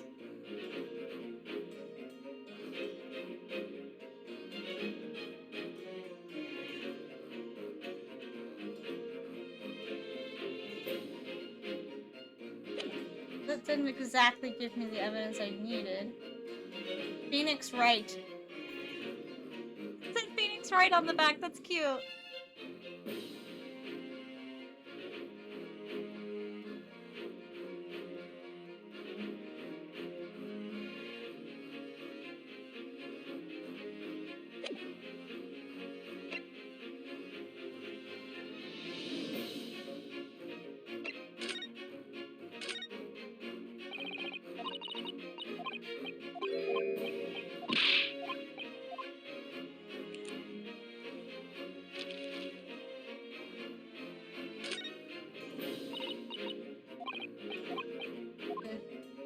This isn't gonna give us any more information. Okay.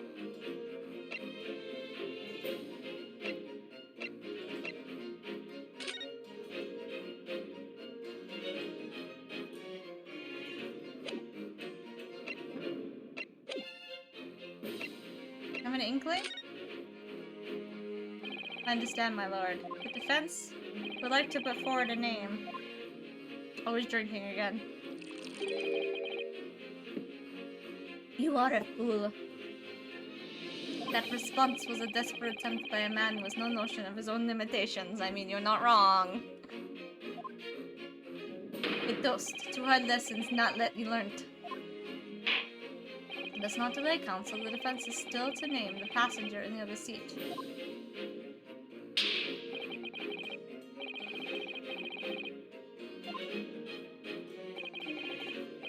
night of the murder, the person occupying the seat in the omnibus cabin that was screwed from view was...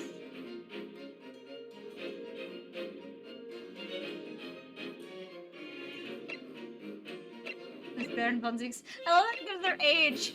I like that he's 32.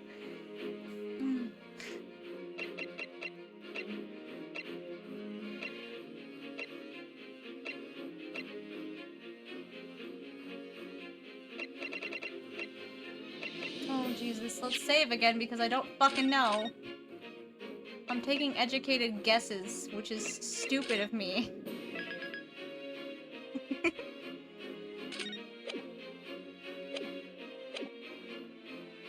I want to say it was our defendant. Because they saw someone with blood on their hands.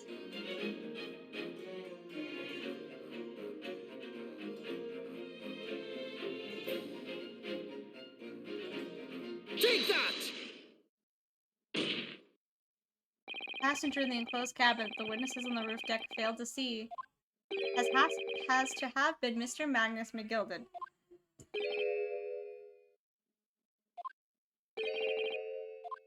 What are you talking about, Consul? What's the name of the defendant? It is the name of the defendant. There's a reason. You guys didn't see the defendant do the murder. Oh dear Lord!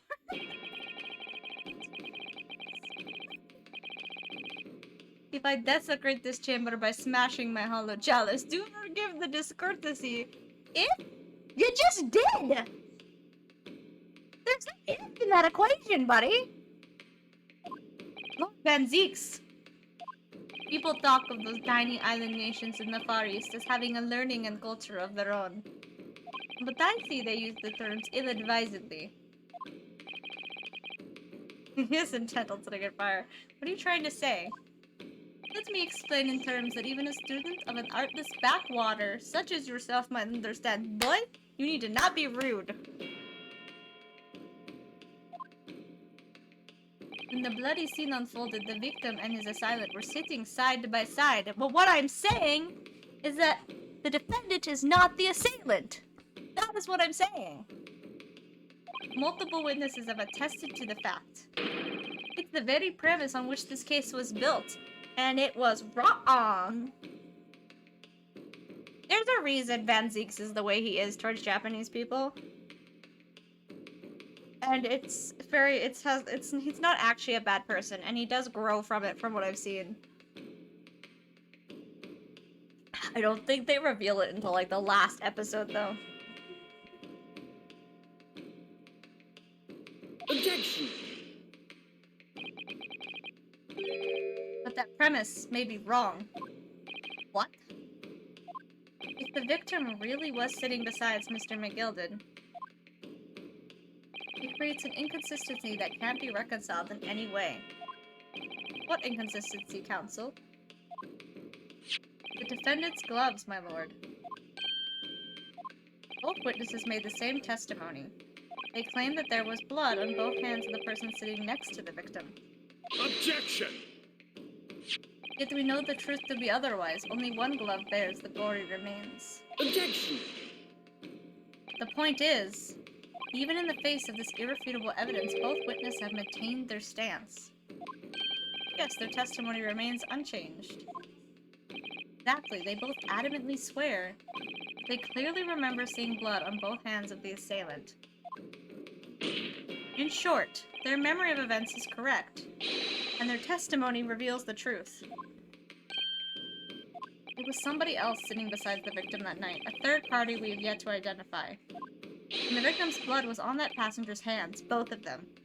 Objection! And who was this third party? Obviously, the true culprit. Extraordinary.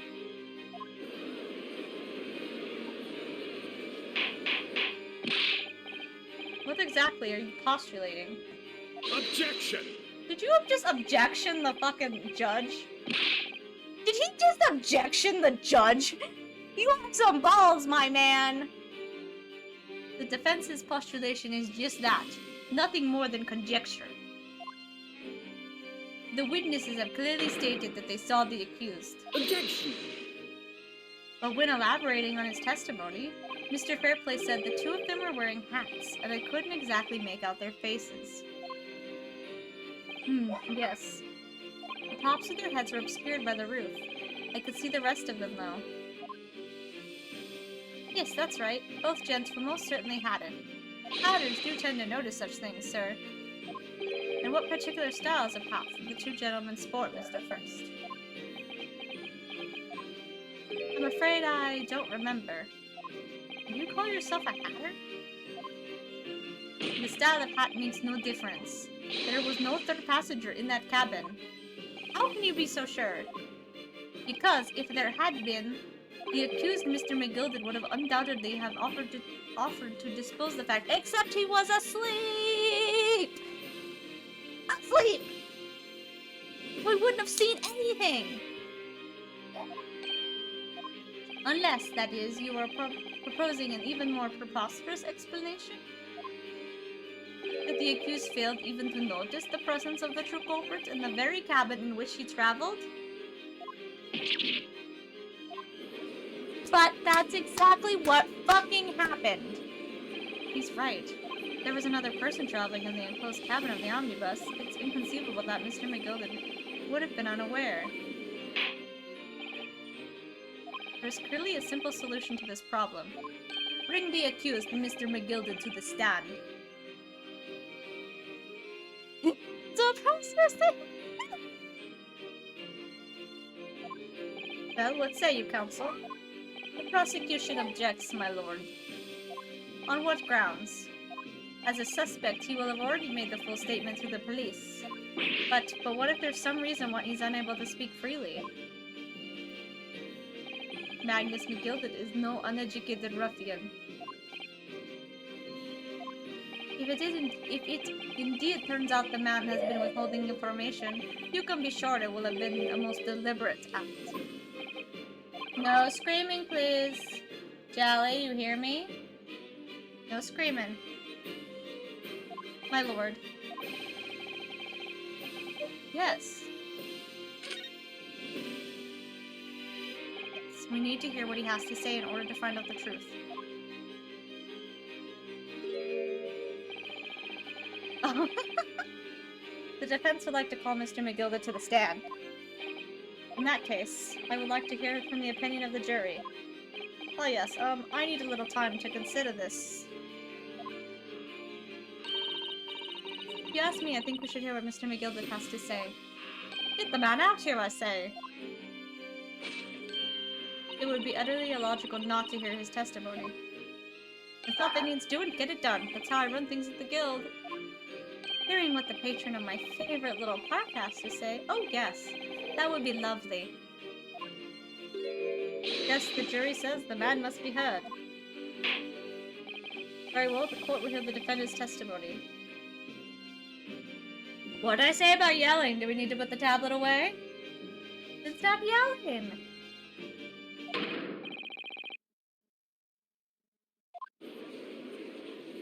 Ben Zeeks is tall. Can I point that out?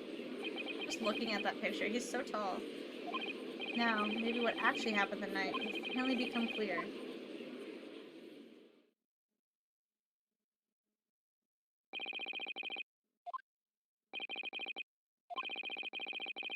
I'm sure he has. To be sure I have, my lord. There are now two matters on which the court desires to hear from you. First is whether or not there was a third party with you in the omnibus cabin as proposed by the defense. Second, that if such person was indeed present, why did you conceal that fact from the police? God, no! 'Tis not in my nature to hide anything at all. Just answer the questions, please. The truth of the matter is, I've been desperate about this all along. Do I tell you all, or keep my mouth shut? Tell us what, Mr. McGilded? The fine fellow representing me is absolutely right. In the carriage on that night with myself and the other man, there was another passenger. It's true? Aye, and 'twas me who helped the little urchin get away after it all happened.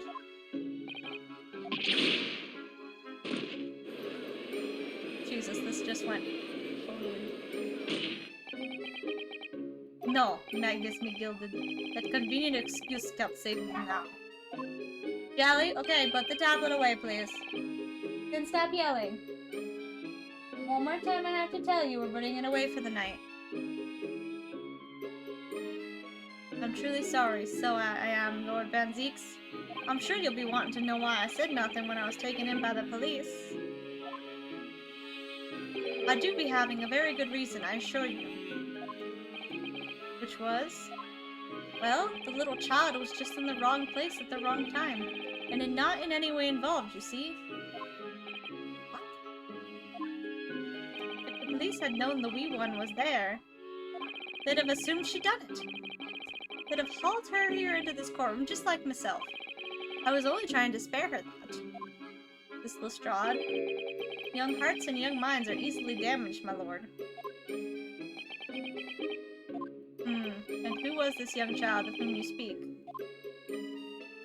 That, I don't know. You don't know? Aye, well, the wee thing just happened to be in the carriage that night. I never saw her before or since. Objection! We have absolutely no reason to believe this man. The prosecution calls for the witness statements to be disregarded by the court. You know, I wouldn't be so surprised if the urchin isn't here in this courtroom as we speak. Listen to the proceedings. What?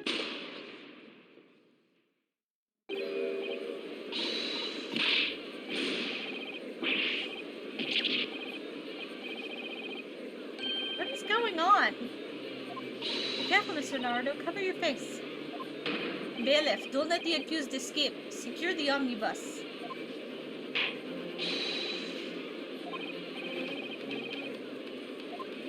Well, that was just eventful. We're hurriedly removed from the smoke-filled courtroom by the bailiff, amid scenes of chaos as people stumbled over one another in their desperation to flee the chamber. We had no idea what was happening. All we knew was that, for the time being at least, the trial was suspended.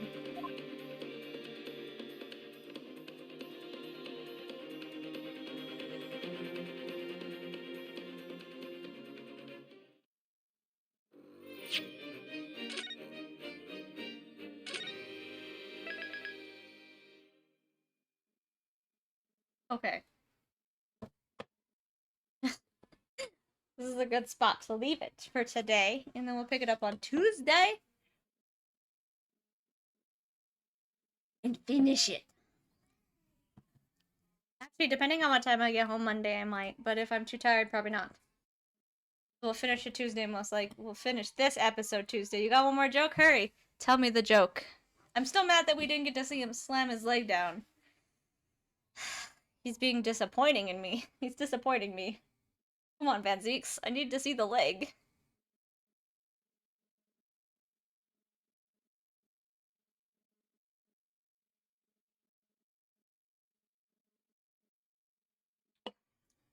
Never!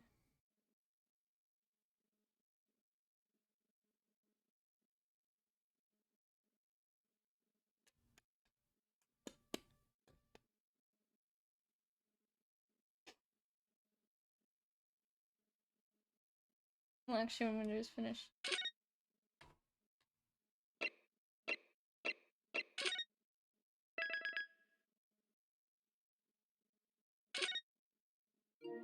Jelly! What are you doing, silly girl? You put the prude in jurisprudence. Oh my goodness. Oh my goodness. Oh my goodness. Anyway, I'll be back Tuesday. Bye. Take care. Night, you guys.